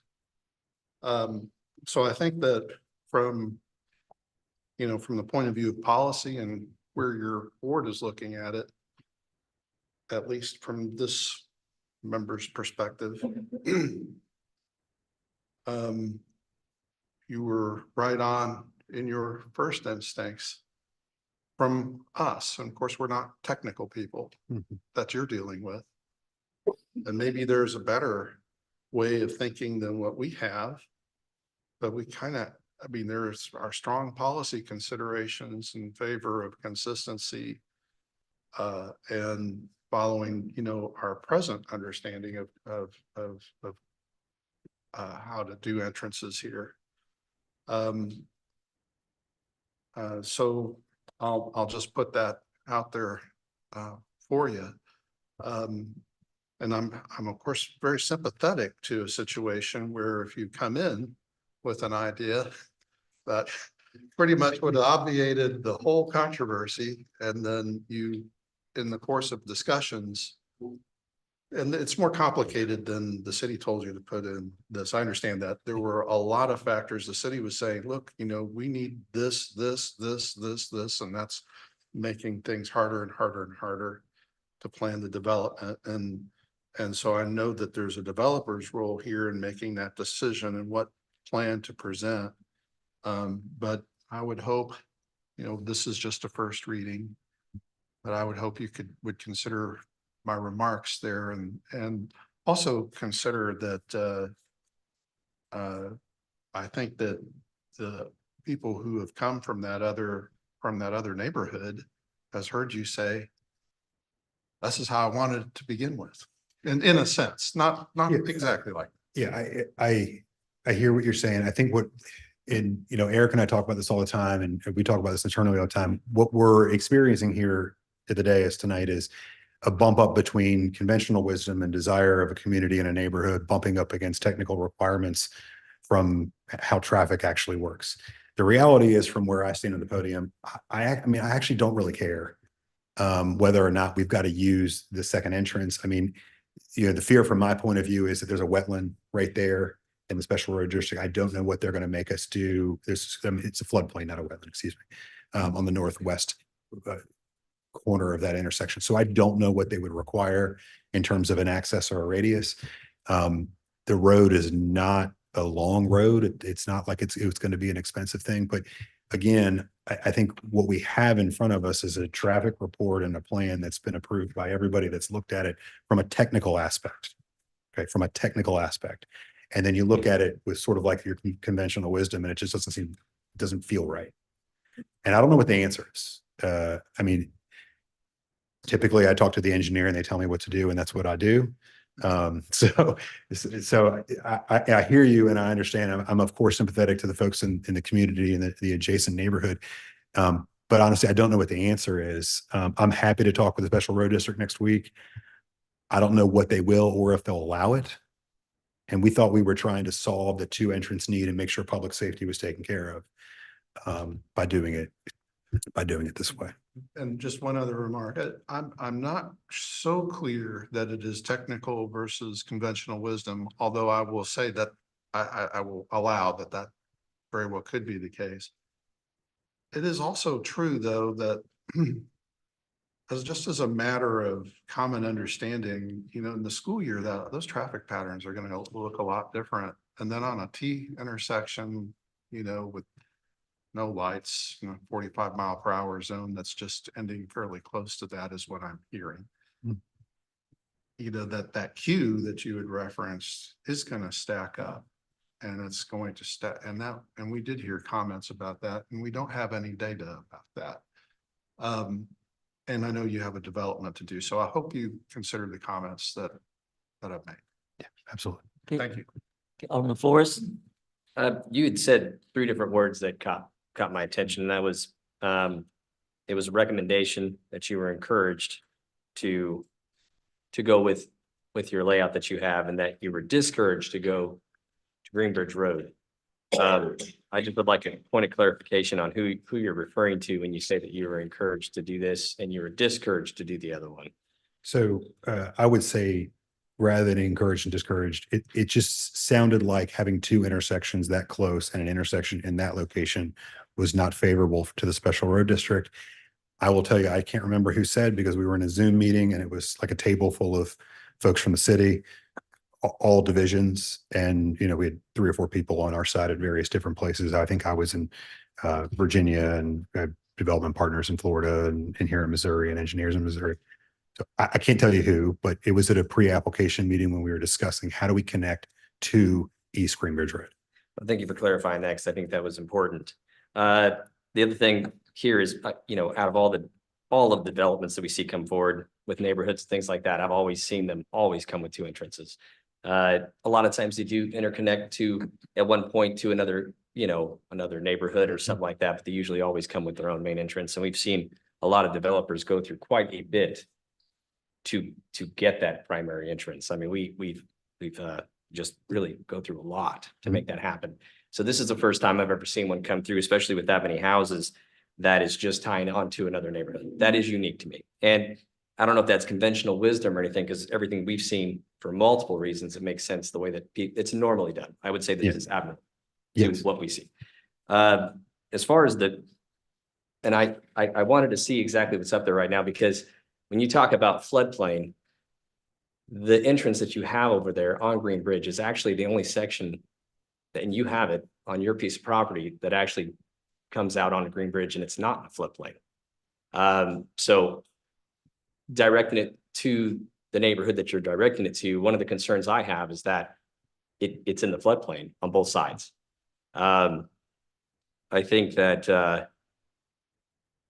I think one thing I wanted to make sure I understood is that you did not take an opening to Green Bridge to OSRD, Ozark Special Road District.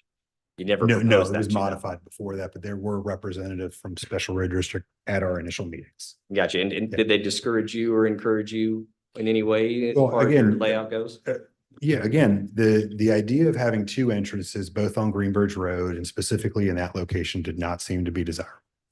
Because the other thing that catches my eye about that entire stretch of Green Bridge is there's hardly anything connecting to it. And you have a really nice straight piece of road there to connect to. So if there were a lot of different connections there, then I would definitely see that you don't want to get too close to something, but you seem to have ample room to make a connection there. So that's the reason why it really stuck out to me more, is that it just made sense to make that connection there. And I'm sure, sounds like you had an original drawing with that.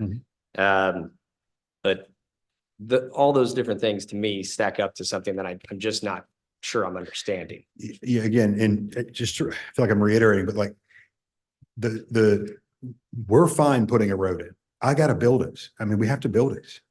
In either instance, it may be 2 feet wider for regular traffic, but you know, building a road for a ladder truck is not all that different from building a regular 2-lane residential collector road. It's not that different.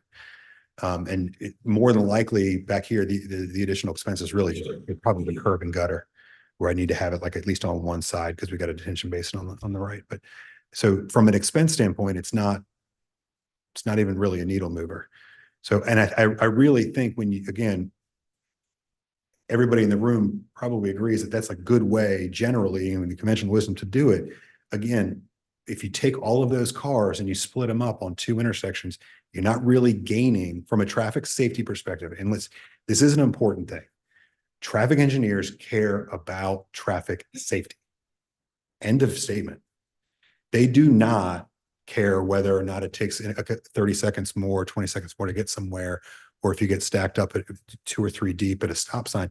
They care about safety. And that is an important part of the conversation, because their decisions and their recommendations are based, the traffic guidelines are all based around reducing risk. So from that aspect, I do understand why they would prefer to have one, because it collects everybody at one spot and you either go right or left out of there. But to reiterate, like, I mean, I'm happy to talk to the special road district. I mean, Cameron and I can talk through that with our folks. If they would prefer that, you're not going to get any concern on me. Yeah, because I think the other factor that should come into there is the impact on other people that have lived where they live. So I think that it sounds like you have a very unique situation here where no one's really telling you they don't want you to build that there, which is normally what we hear. It's normally the case. They just don't want it there. I think the concern here is how much is it going to impact their everyday lives? And I think that's something that especially when you have a very clear way to alleviate that issue, and a lot of developers don't, depending on where they're at, what their means in and out are. And I feel like you can very easily ease that tension. I would appreciate that to be. Yes, I completely, there's a lot of things that we have to do in design that make it to code, which don't really make sense when you're thinking about it. Like, they just don't make sense. And we have to do it anyway, because that's the way the code's written or whatever it is. This is that one in the stormwater retention basin on the northwest corner. They're out of the book, have to be done that way. Certainly not a choice of mine and not what I want to do.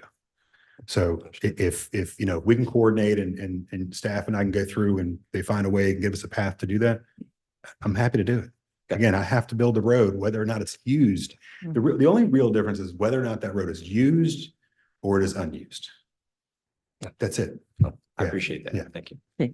And then all Well, I'll just say, they said some of the things that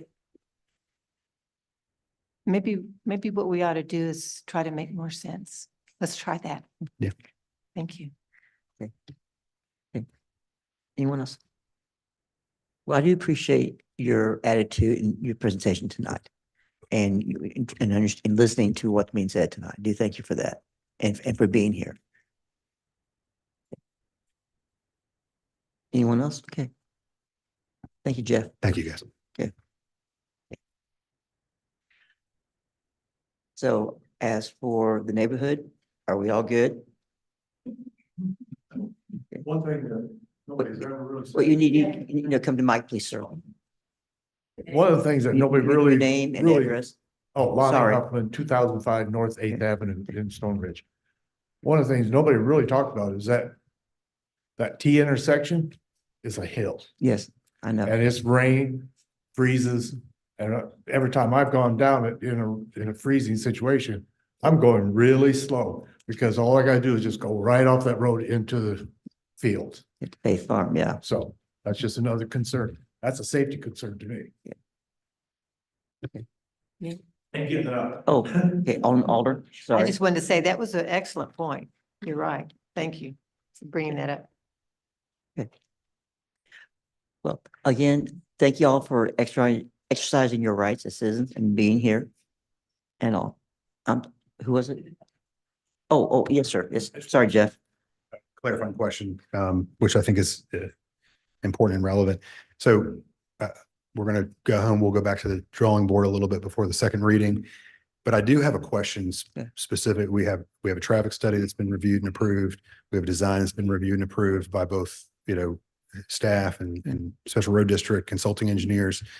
And I, do the interest of the community in this board, and we put another entrance in, and all of those reviewing bodies come back not in favor of what we bring forward. Is that something that needs to be considered? I guess I'd like a little bit of guidance. If you think you'd be wasting your time adjusting to these comments, you would not be wasting your time. It would be very fruitful and productive. All right. Thank you. Yeah. Okay. Well, thank you all very much. Council members. We take a 5-minute break. Okay. Okay, we're gonna take a 5-minute break before we go to the next bill. But let me say this. Bill number 3514 will be held over to the next meeting, which will be January 2nd for the second reading. Thank you.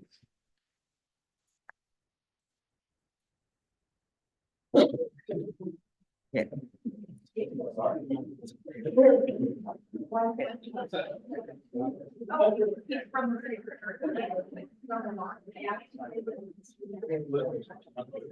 Oh, okay. You don't have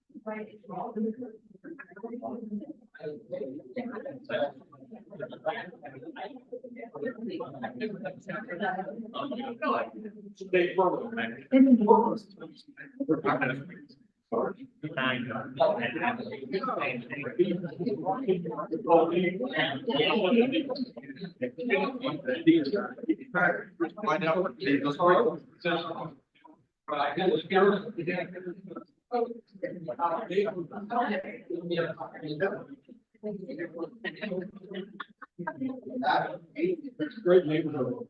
We want to see it.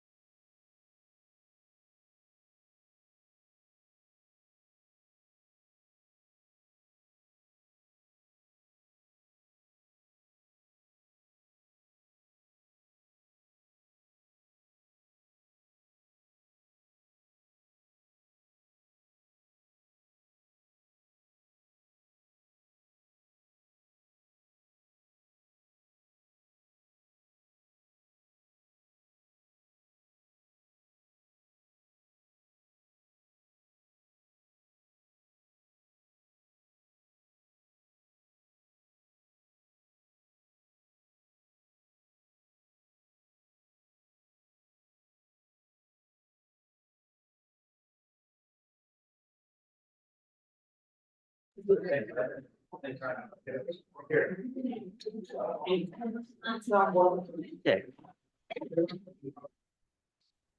Okay, I have, okay, okay, thank you all. 3515. Your Honor, I move we place bill number 3515 on its first reading by title only. Second by. Bill number 3515, first reading by title only, recommended all new value, send all for this, on favor, please raise your hands. And carry. I'm not good at the microphone, but I'll just read this loudly and so we will manage. Oh. I don't believe any of them are. Yeah.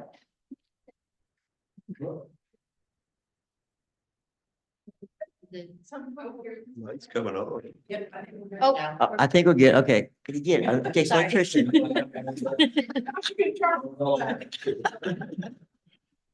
An ordinance amending the zoning code and official map by changing the zoning classification of certain real property, generally known as Lot 6 of Collins Point subdivision. Okay, we'll begin with, okay, Cameron Smith.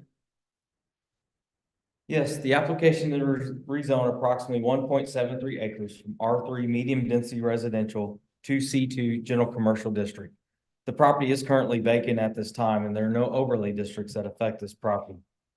Staff has confirmed the property can be serviced by city water and sewer. Then in addition, if public mains are needed to be extended, that would be the responsibility of the developer. The surrounding zoning is C2 general commercial to the north, R4 high density residential to the east, A1 agriculture district to the south and west. The comprehensive plan does recommend the future land use as residential multifamily based on the existing zoning. The requested zoning of C2 general commercial district would be an appropriate zoning request, as it would be a continuation of the current zoning from the north as part of the Collins Point subdivision. It would be in keeping with the surrounding zoning districts. Based on staff report and findings, staff did recommend approval, as well did the Planning and Zoning Commission. Be happy to answer any questions. Okay. Any questions for Directors Cameron?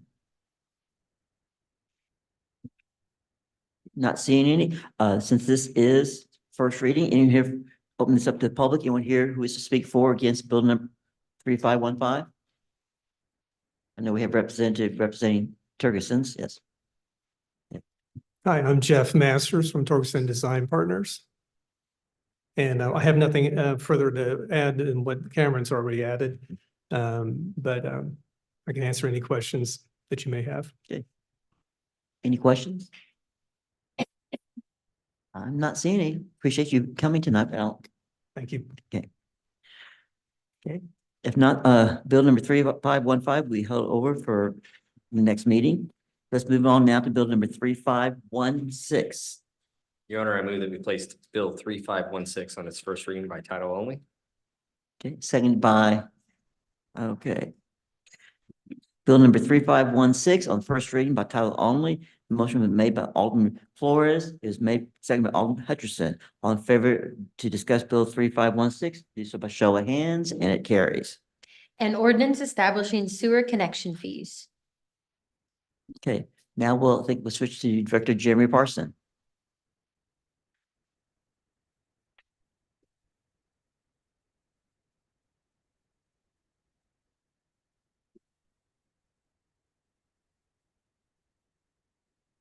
All right, it's that time of year again. As you all know, yes, we got the presentation going here. Each year we come to you with sewer connection fees and we re-examine them. By ordinance, it does indicate that we can move forward with about a 3.5% increase. And I want to clarify, this is the connection fees for the sewer. So last year we went through the same process and we've got the information out there. We're still seeing growth. I think one thing to really consider right now is understanding what people are purchasing when they actually purchase a connection fee. They are purchasing, I always like to look at it as you're almost purchasing a portion of our water storage and our water treatment. And these are primarily new. Let me just say this. These are primarily new connections. This is not something that's going to impact our existing citizens. if somebody wants to come in here and develop, we've got the data to show that it costs more to operate and maintain our wastewater treatment plant. That's undeniable. So basically, staff is coming to you tonight and saying that we move forward with the 3.5% increase. It's really not that large of an increase on your standard single family. As you can see there, the previous was 2,428. Looks like we're up to 2,512. And again, not something that's going to impact the majority of us. If people want to continue to develop, they've got to understand that there's certain fees and operation of maintenance fees that come into play. And this does help us. I mean, I know this seems like a minuscule amount, but you combine that to 200 or 300, excuse me, or bless you.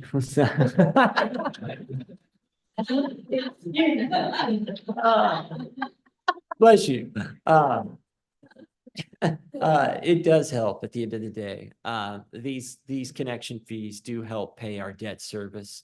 And that's why staff is recommending, just based upon inflation, continued growth patterns, and 3.5% increase seems very logical. Any questions from the board? Yes, Alderman Hutcherson. On the page where it shows the sewer connection fees and it says meter size, can you interpret what's that mean? I mean, what, the meter size relates to the, Oh, you said to the size of building? Absolutely, absolutely. So your meter size is the amount of water that comes into your building. So on a standard single family home, you're gonna have a 5/8 inch meter. And then as you get up into commercial uses, some larger homes have a 1 inch, especially if they have multiple bathrooms and maybe a pool or something like that. But as you go up in size, there is a direct correlation to how much water you use to how much sewer we are going to have to treat. So that's just a good way to kind of quantify the usage based upon what's going into the home and then what's going out of the home. Yeah. Anyone else? Alderman Alder? Just curious, in Ozark, what, business wise, what's the most, do we have 6-inch meters? I have never seen a 6-inch meter go into a building. I think the Okay. only facility that has a 6-inch meter would be the tracker facility, and that was well before my time. But if you get a large industrial user that warrants and demands a lot of water, it could happen. So probably won't see that very often, but we do want to include that just so we're prepared if a large user does come in. Yeah. Anyone else?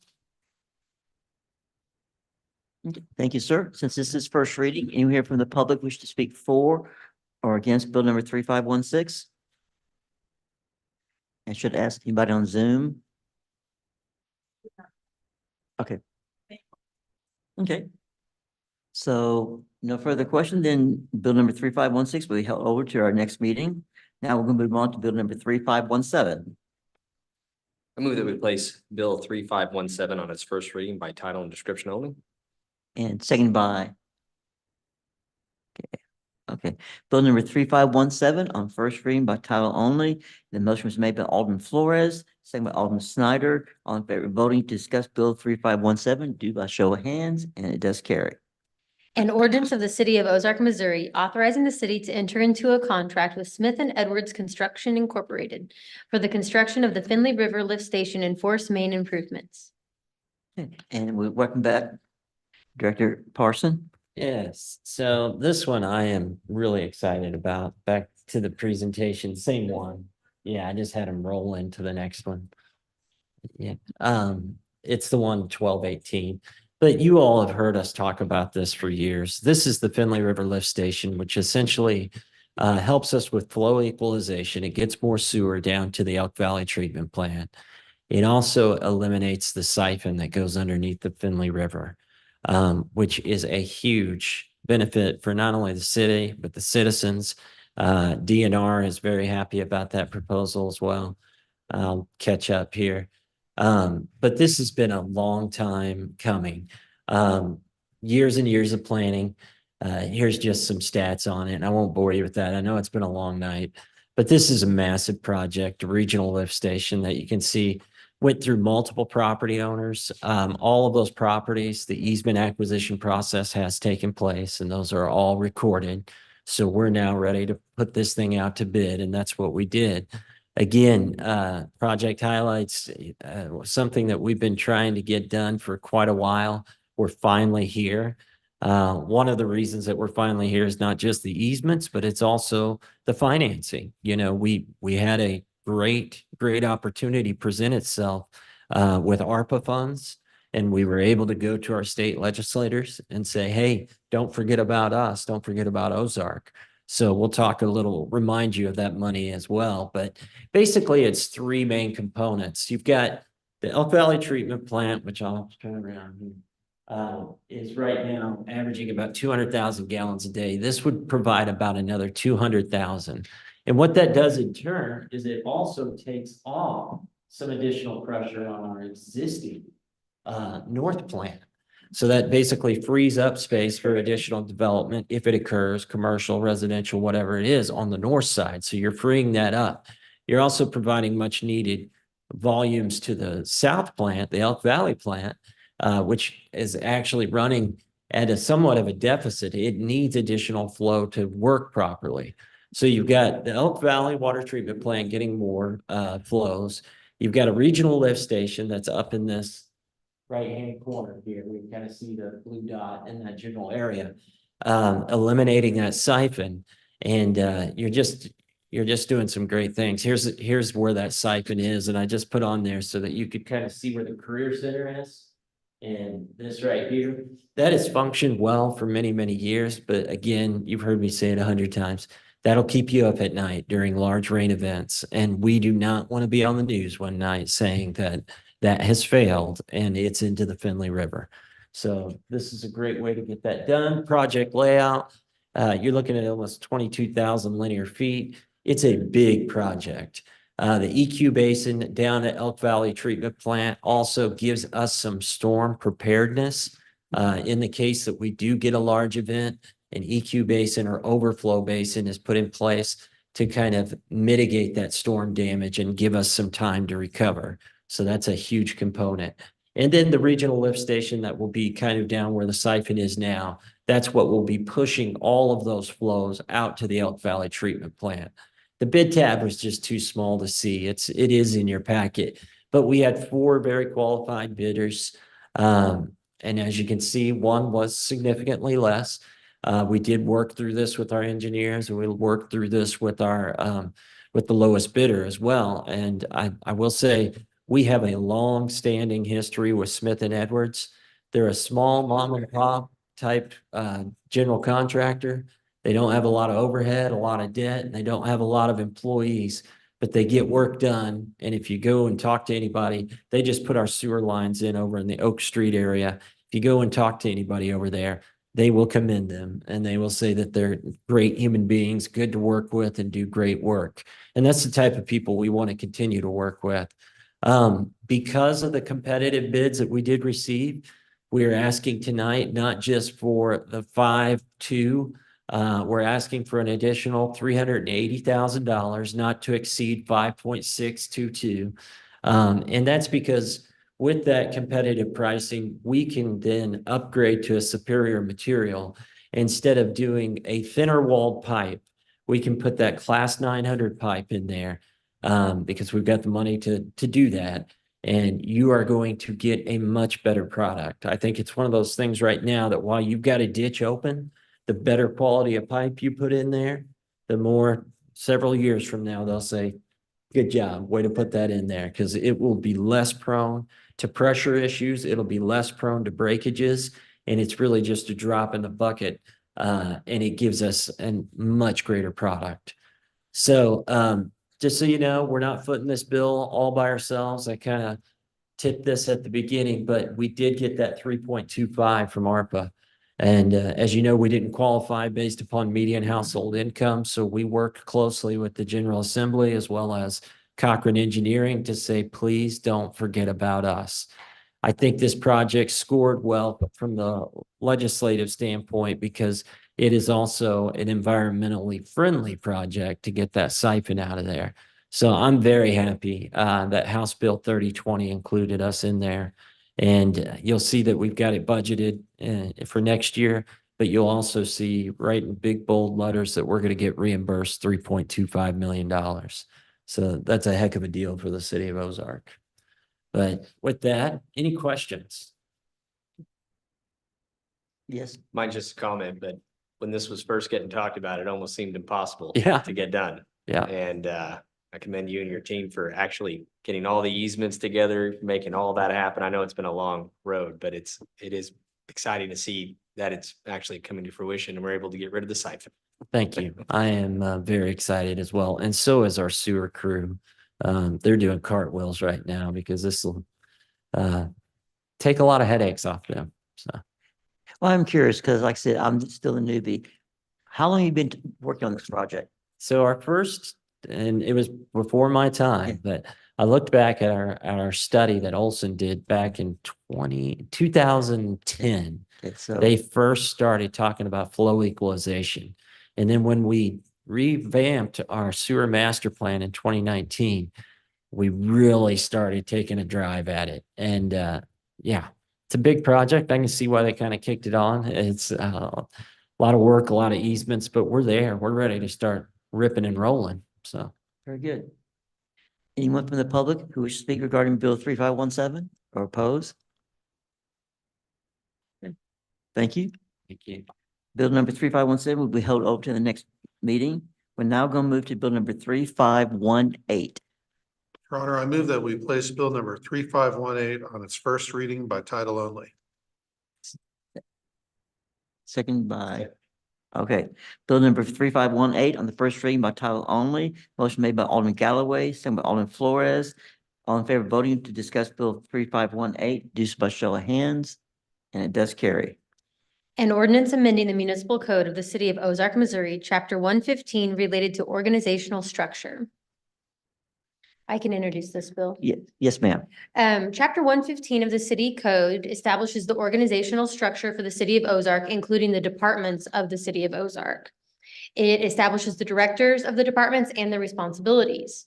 The amendments that were made and are proposed tonight are drafted with enough detail to provide clear direction, but allow for flexibility in order to adopt policies that can then provide further clarification as to how this ordinance works. This ordinance proposes to create two new departments, the Department of Communications and the Administration Department. This proposes to create two new positions, the Director of the Communications Department and the Assistant City Administrator.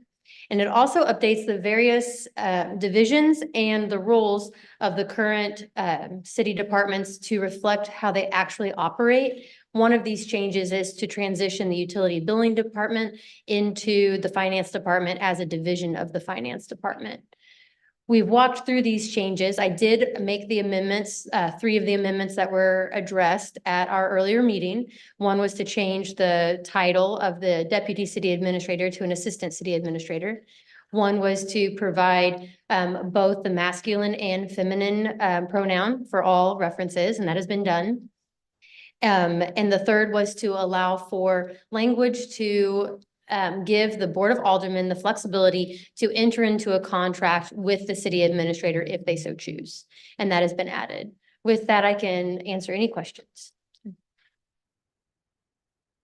Anyone? Oh, yes, Alder. I had someone ask me, and I really couldn't remember. For the city administrator's salary, if they would depart, is there a certain time they have to work before they would get a severance package? And could they come to work and work for 2 months and then leave and would have to be obliged to give the severance package? That's not addressed in the code as presented. The severance package that you're referring to would only be applicable if they were removed by the board, not at their own free will, like they took a different job. And again, it would only be offered in the limited circumstance that they were removed for a reason that wasn't malfeasance or misfeasance as the code addresses. So this would be a very limited situation where the individual personality wasn't what the board sought and they wanted to remove them from their office. At that point, it would be appropriate to provide them the severance, not if they came into the position and were just not doing their duties or conducting themselves inappropriately. That's not an appropriate time when the severance would be applied. But the board could utilize that contract provision that's been added and enter into a contract that would further define that severance package. That would be available to you, if that's a concern. Okay. Okay, Alderman Snyder. Mine is just more of a comment. I still have extreme reservation. And we discussed this the last time about the equality with the severance package. I would still like to see it amended to reflect the words equal to every employee in the city. That's my opinion on that. And I know that everyone has an opinion on that. But if it can't be made equal, then I think we just need to keep it as is. The other issue that I have with this, we are not the private sector, okay? We are a public entity, and I don't believe a taxpayer should be footing the bill for someone that separates service from here. I just do not agree with that.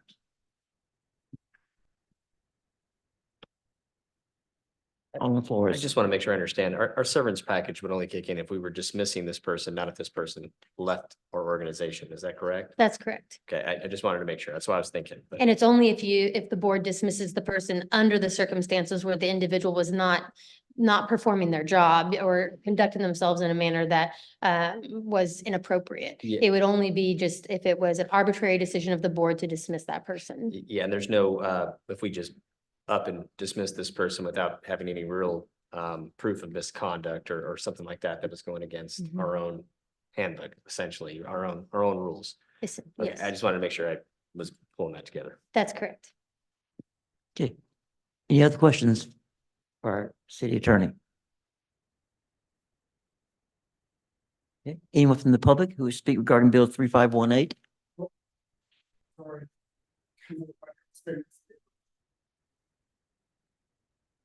Josh, 1,025th. So I guess I just want to understand. So if our new city administrator does a bad job and the aldermen vote him or her out for no real other cause other than they just didn't do a great job, we are paying them a severance?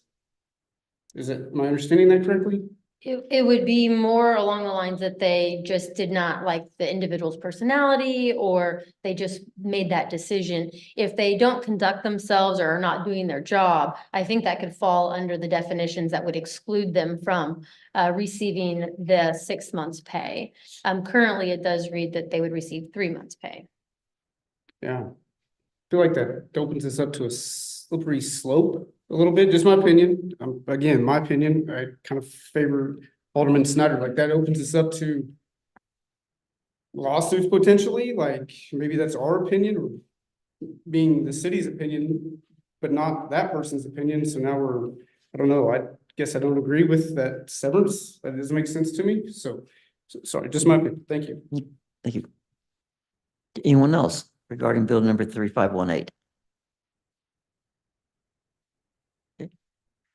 Bill number 358 will be held over to a future meeting. We're going to now move over to Bill number 3519. Your Honor, I move that we place bill number 3519 on its first reading by title only. Seconded by.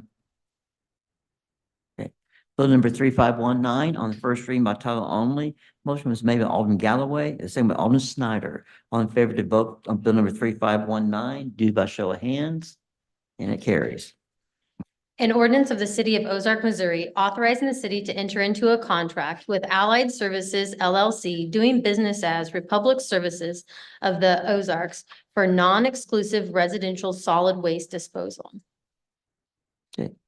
I can address this as well. And then we do have a representative from the organization that can speak to the bill if they choose, or if there are any questions. The city of Ozark has historically utilized the Republic Services Company to provide non-exclusive residential solid waste trash services. The non-exclusive is important because there's actually a state statute that requires that if the city wants to take over the function of solid waste disposal, that there's a 2-year waiting period. And the city has not done that. So this is a non-exclusive agreement whereby any citizen can use whatever trash service provider they want. However, if they so choose to use Republic Services, the city can include that bill on the water bill. So the citizen receives a benefit by only receiving one bill a month to pay both their trash and their utility bill. The city has operated under this contract for many years, and now it is time to renew that agreement. The proposed agreement is just a 1-year contract that is allowed to be renewed beyond that if the board so chooses. That would come back to the board, or the board can make that decision administratively. The agreement sets forth that the city will receive a certain percentage based on the revenue generated by Republic Services for the city's services for billing. And the agreement sets forth how the trash services will be conducted and that the services will be continue to be provided to the city facilities. If there are any questions, I'd be happy to answer them. Any questions? I was looking at it. I know it says a resident, but there's a 65 pound trash container. Once a month, we can ask for a special pickup up to 70 pounds, and there's no fee for that. I'll direct that. But we have to call to get that. Yes. Okay. Okay. So if a resident does not call and ask for that, and it's there, are they charged then a fee if they do not call in advance? Well, if they don't call in advance, we won't know to pick it up. Okay. So they need to schedule it because sometimes we have to send a different truck over to get it. But it's included in their monthly rate. Okay. It's a bulk item is what we consider it. So like, a chair or a desk or Right, something like couch and that. things like that, I noticed. Also, question, it said that there's gonna be a call number, so if there's a concern, they won't call the water department, but now they will call this special number if someone has a question about the pickup. I was reading. They can always call our customer service line. They should have all the That's always been information. ongoing. Right. Well, I just know our water department gets phone calls. Right. And anybody signing up for service or canceling service would need to obviously go through the water department. Or if they want to add an extra card or something like that. Mhm. Or recycling. Yes, Alder. Hi, Hello. how are you doing with your service and your routes? We've seen a big improvement. Okay. It's just been astronomical on the amount of phone calls that have went down. We're really, really happy. What have you done? What did you do that made that better? Well, we did a reroute of over 35,000 customers. So, it was something that needed to be done, should have been done a few years ago. And so it made the routes smaller so they can manage them and pick them up efficiently, as well as give them time if they did happen to miss something. This time of year, a lot of us are taking vacations. And so we have substitute drivers. And like we had one, it wasn't here in Ozark, but that missed two whole streets because he wasn't used to running that route. So it allowed him time the next day to be able to go back over and get those. So our recovery of misses as well, when we do have them, has been pretty spot on. Great, good job. Thank you. Thank you. Snyder. Yes, ma'am. I have a question for you on the customer service line. Mhm. Is that going to be an automated line, or will they get a live person and a callback, or how is that going to work? It will be a live person. Is that guaranteed? As long as the phone's ringing, yes. Mhm. I mean, we have a call center and we have 3, different ones. And so if the one where all of our calls is busy, it will go to a different one. After hours, they're going to get a voicemail. Okay, I appreciate it. Thank you. And the second question I have is actually for Mr. Childers regarding this. Yes. Also, but before I finish that, there's also the option, obviously, online. And then we also have the mobile app too, that people can utilize for any kind of customer service issues. Will you actually be putting something out about a mobile app or anything like that? Oh, we certainly can, yes. I mean, it's more common. People know about it because they set up online bill pay and different things like that for extra services. But yes, we can get that information out there. Well, I will say there has been a very significant improvement in service. Thank you. I have seen that. Still using sporadic, can't do that type stuff, but it's changed significantly, and I appreciate that. I don't know what you did, what voodoo you guys did, but it actually worked. It wasn't an overnight process. It just took some time and a lot of hard work behind the scenes. No, I appreciate that. Thank you. We appreciate the support. Oh, okay, so Alderman Hutchinson. I've had a neighbor or two say they would like to give their truck driver, their trash driver, a Christmas gift. What is the best way to do that? There's a couple of different ways. We have people that, that tape it onto the cart. Now that they're picking them up with the hands or whatever, but they're gonna be looking. Okay. The attendance between now and after the first of the year is pretty spot on. Well, see, I do an unofficial poll. And we appreciate that also Oh, because yeah. they do a lot of hard work. Sorry. I do an official poll with the water department. I just ask them, how's it going? How many? And yes, it has, as they said, drastically from what the peak time. I mean, yes, do they still get some phone calls? Yes, but again, it has drastically changed. So, thank you. Any other questions for?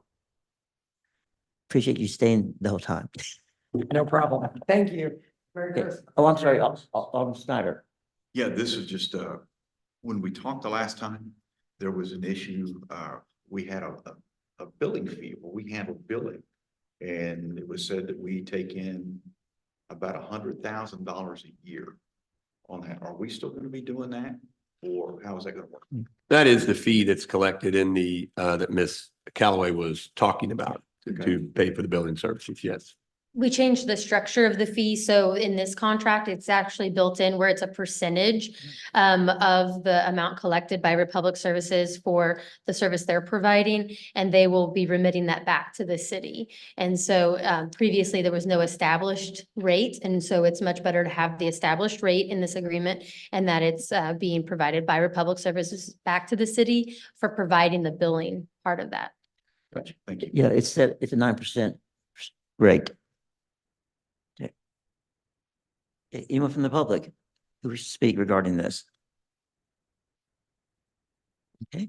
Oh, yes, ma'am, I'm sorry. So where does that money go? Does it go into the general fund or how's that money spent then? I would look to Mr. Childers to answer that. What was the question? The money that comes in for billing, for doing the billing, does that go into the general fund or where does that money go? It goes into the general fund. Yeah, we transfer it to the general fund. If you look at the 701 budget, you'll see where it's and you can see it coming into the 101 fund. Okay, thank you. Okay, any other questions? I don't want to rush. Okay, move the bill 3519 be held over to the next meeting. We're now going to second readings. Therefore, this is close to public discussion.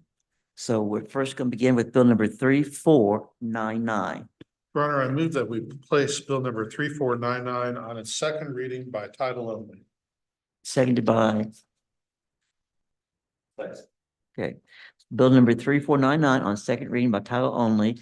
Motion was made by Alderman Galloway, seconded by Alderman Flores. All in favor of voting, discuss bill 3499, do by show of hands, and it does carry. An amended ordinance amending the zoning code and official map by changing the zoning classification of certain real property, generally known as a parcel, approximately 4.18 acres bordered by South 9th Street on the east with a conditional overlay. Okay, we'll have Director Cameron.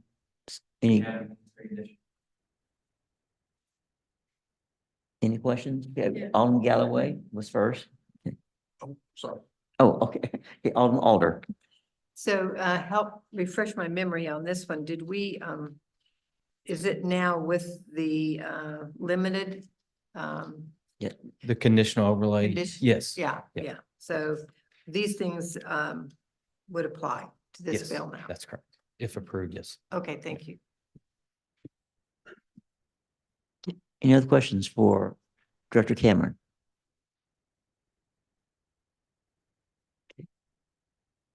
Your Honor, I move that we enact Bill number 3499 as ordinance number 23-094. Okay, okay. We're enacting that bill number 3499 becomes ordinance 23-094. Motion was made by Alderman Galloway, second by Alderman Flores. Roll call, please. Alderman Alder. Aye. Alderman Hutchinson. Alderman Flores. Aye. Alderman Snyder. Alderman Owen is absent. Alderman Galloway. Aye. We have 4 aye votes, 1 nay, 1 absent. Motion carries. Thank you. Now we'll move to bill number 3511. Your Honor, I move that we place Bill number 3511 on its second reading by title only. Seconded by. Okay, bill number 3511 on second reading by title only. The motion was made by Alderman Galloway, second by Alderman Flores. All in favor of voting to discuss bill 3511, do by show of hands, and it does carry. An ordinance adopting a budget for the city of Ozark, Missouri for the 2024 fiscal year. Okay, do we have, as for either Mary Edna or Steve, any, We're here for questions. okay, any questions Nothing else to for add. these two? I'm not seeing any questions. Okay, Your Honor, I move that we enact Bill number 3511 as ordinance number 23-095. okay. Okay, the motion is that bill number 3511 will become ordinance 23-095. The motion was made by Alderman Galloway, second by Alderman Snyder. Roll call, please. Alderman Galloway. Aye. Alderman Flores. Alderman Snyder. Alderman Hutchinson. Alderman Owen is absent. Alderman Alder. Aye. We have 5 aye votes. Motion carries. Thank you. We'll now move to bill number 3512. Your Honor, I move that we place Bill number 3512 on its second reading by title only. Okay. The motion is that bill number 3512 on the second reading by title only. The motion was made by Alderman Galloway, the second by Alderman Snyder. On favor on the motion, discuss bill 3512 by show of hands, and it does carry. An ordinance amending the budget of the city of Ozark, Missouri for the 2023 fiscal year. Okay. Any questions for, again, Mary Edna and Steve? Okay, not seeing any. Okay, Your Honor, I move that we enact Bill number 3512 as ordinance number 23-096. okay, okay. The bill number 3512, it to become ordinance 23-096.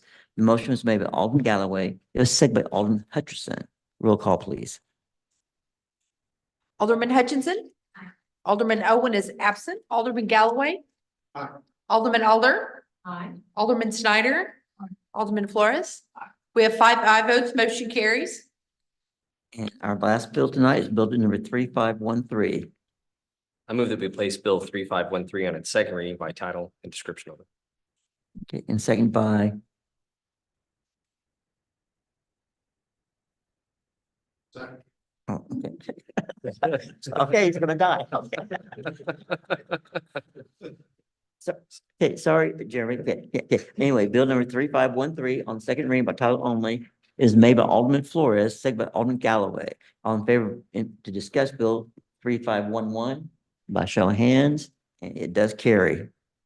An ordinance of the city of Ozark, Missouri, authorizing the city to enter into a contract with DNS Equipment LLC for wastewater treatment chemicals.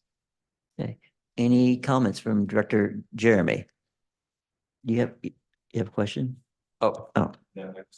Okay. Any questions for Director Jeremy Parson? I'm not seeing any. Okay. Your Honor, I move that we adopt Bill 3513 as ordinance 23-097. Okay. Excuse me, getting tongue tied. Bill number 3513 is to become ordinance 23-097. The motion is made by Alderman Flores, same with Alderman Hutchinson. Roll call, please. Alderman Flores. Alderman Alder. Alderman Snyder. Alderman Galloway. Alderman Hutchinson. Alderman Owen is absent. We have 5 aye votes. Motion carries. Okay, we'll move on to reports and we'll move on to our city administrator. Well, I don't have anything written down. I just want to tell you all, thank you very much. I respect each and every one of you for what you do. This is not an easy job. You do it. You get paid immensely amount of money for it. I believe Heather told me she does her hair with that huge amount that you receive. But it makes your community better. David uses that too. I believe. I really do mean it when I say that this town means the world to me, and I have been proud every day and every minute and every week and month and year that I've sat right here. Ozark's great place, and it's going to continue to be. And again, thank you for what you do. I don't think enough people tell you that. Maybe they do, I don't know, but I'm telling you now. So I appreciate you letting me have this opportunity to serve this community.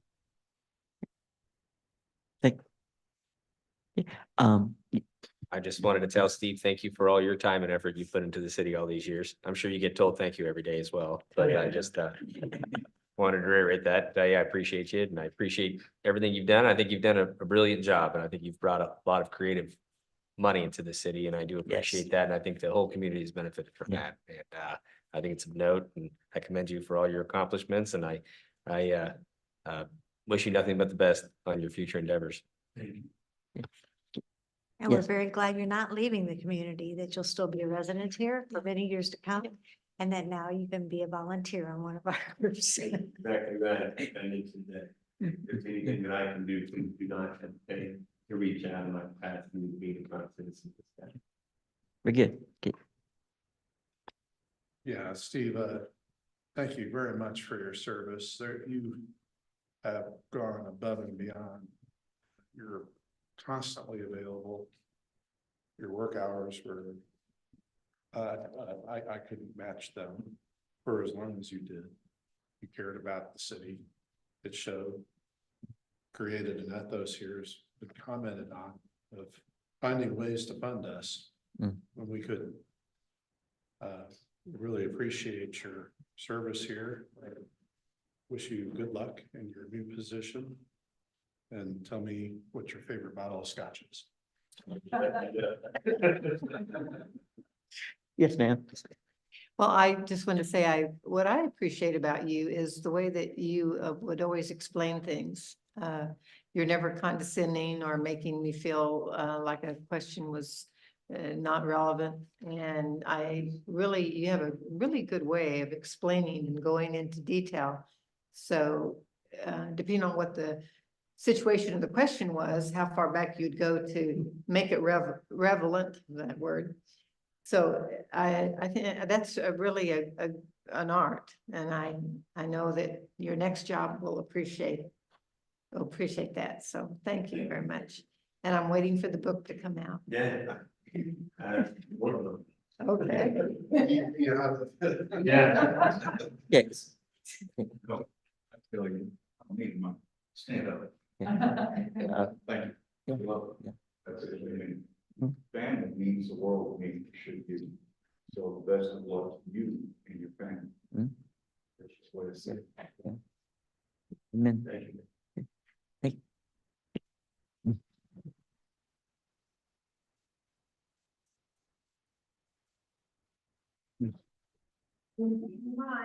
Okay. I worked on it this morning. Yeah. Okay, we got a couple reports. We'll begin with Cameron. Nothing really to add. Oh, I have one because I get hit all the time. Is he coming in particular to the old rig crib or he's just fixing it up? So they have requested to repaint the outside. Yeah. We worked with them and nothing was required as far as permitting. However, I just got a text at 5:30, 6 o'clock tonight that our building inspector was made aware that someone's doing work in the building. So he drove by there tonight. Of course, no one was there. Sounds like a contractor had noted that the work was being done without a permit on the kitchen area. So our code compliance officer will be visiting there this morning or tomorrow morning to see what's going on. But right now, we're not for sure what's going in that building. So. Yeah, that and the new body shop off West 65. Yep, Mr. Dent, it will be an outstanding looking facility. We've got conceptual renderings. It looks great. Hopefully it turns out looking like that. Pretty impressive for a body shop, Mr. Dent, moving from their facility across from OTC on the way to Nixon 14. So be great to have them here in the city of Ozark. Any questions for Treasurer Cameron? Yes, ma'am. How's the Sonic on the north side coming along? Boy, I haven't. Seems like every day they said they're about to start, and I honestly haven't been up there in a while. I don't know if they broke ground yet, but they are getting close. I know that Yesterday they have not. I was yeah. there. So some days we just don't get out enough to look at sites, and that's the north side is sometimes difficult to get to. But yeah, hopefully soon they'll start moving dirt. Well, according to Ozark Chit Chat, it's well. Yes, ma'am.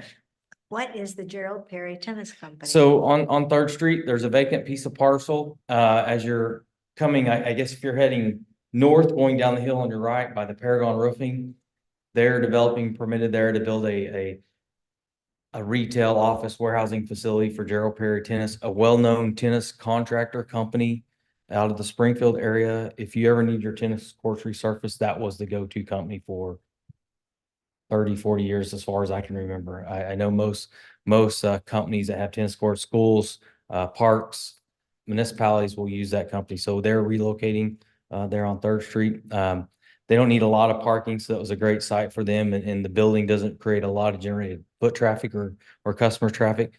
So they'll be building there. It fronts the street, and we'll have parking on the east side behind the building. You know what? I don't know, but I'm sure they've ventured in that market. But yeah, that company has been around a long time. Thank you. Yeah. Thank you, sir. Yeah. Now, as for Park Preparation, is Hayden on Zoom or not? Okay. It's ready. Unfortunately, he was under the weather, but I knew he was going to try to Zoom in. Yeah, I think if I'm up there, hello, greetings all.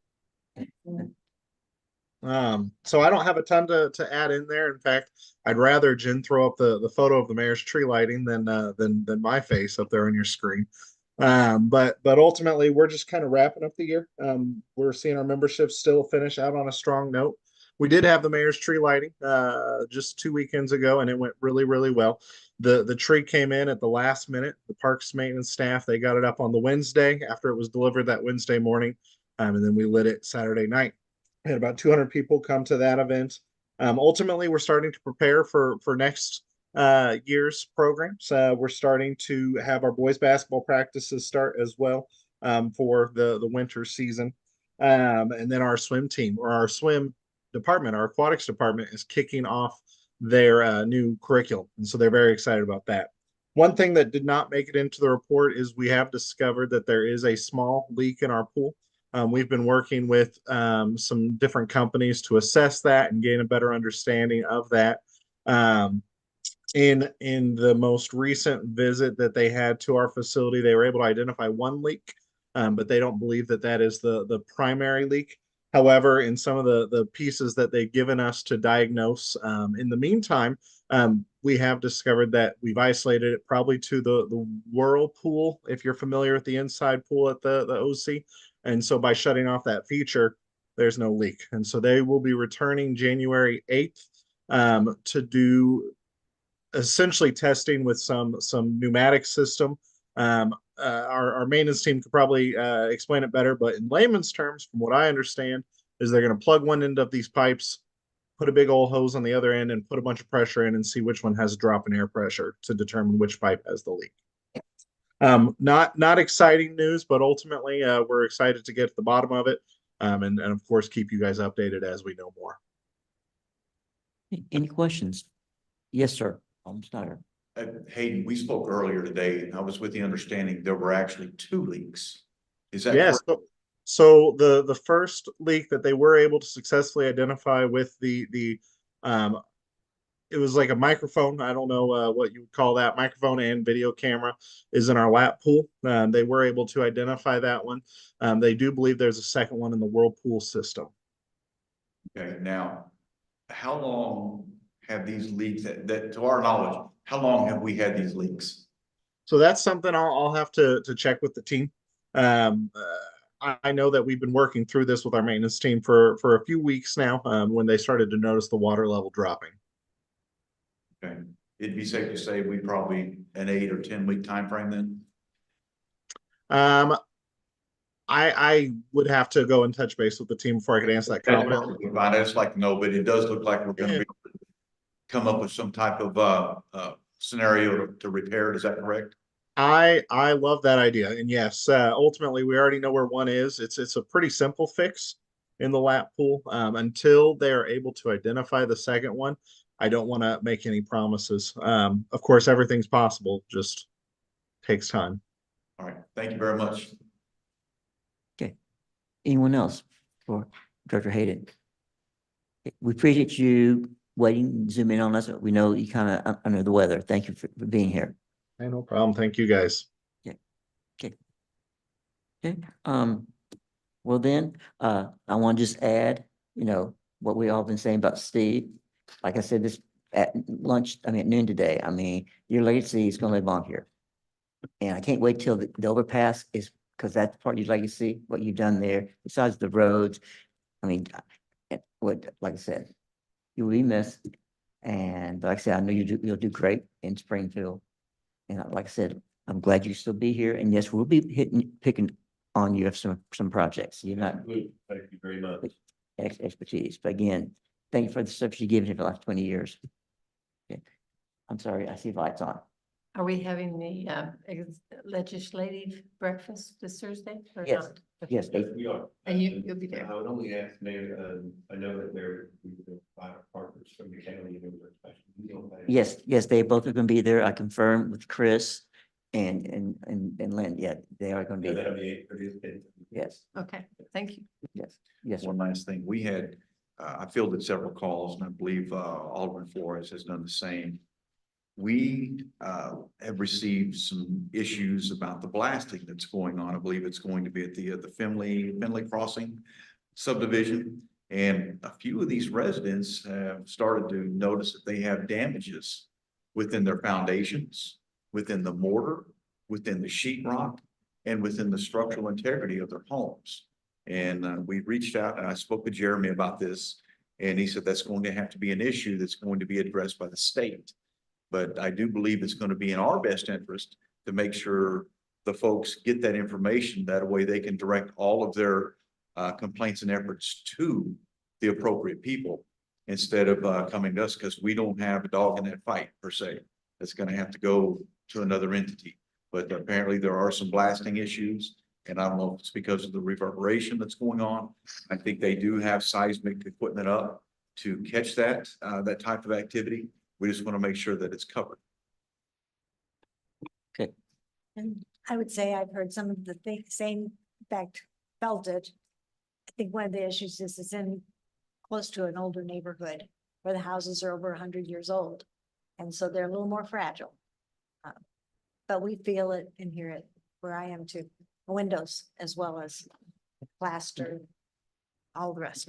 And Alderman Flores. I just had one thought with that. Jeremy, you sent out an email earlier and I went through that and it was about as much information as, we have to give, I didn't know if we could, and maybe that email is one that could be shared, but if we had something that maybe we could send to people when they call, that would give them just any information, like you put in the email more or less. I just didn't want to share without, Yeah, so Direction. Jennifer and I have been communicating on this, and she's got a kind of a canned response that includes a lot of that same information so that we get them a point of contact. Because a lot of times they want to chew on us for a little bit and just listen to them, and then we explain the situation, and then we give them a point of contact so that they can call them directly. yeah, So- if we had something like that, that's basically what I would send to someone that gives me a call. Cause I know a lot of us have been getting calls and that'd be just. Send that to you or direct it to you guys or. Yes. That is a question I have received directly, and so I worked with Jeremy to to get that information and draft something that explains we are not responsible and this is where you would report concern if you have concerns. That'd be excellent. So, thank you. If it were, so we could post it on Facebook groups, like there's a 9th Street group. And the same thing with community chit chat, they get all the information out. So if you could put it in a format, is that possible? So we can just post it on there. Yes, I would see, about drafting something that you think we should share on the city's social media or. Okay, yes, I can do that. Thank you. Anyone else? Entertain motion to adjourn? The motion made by Alderman Galloway, second by Alder to adjourn. All do so say aye. Oh, raise your hand. I'm sorry. Okay, we're adjourned.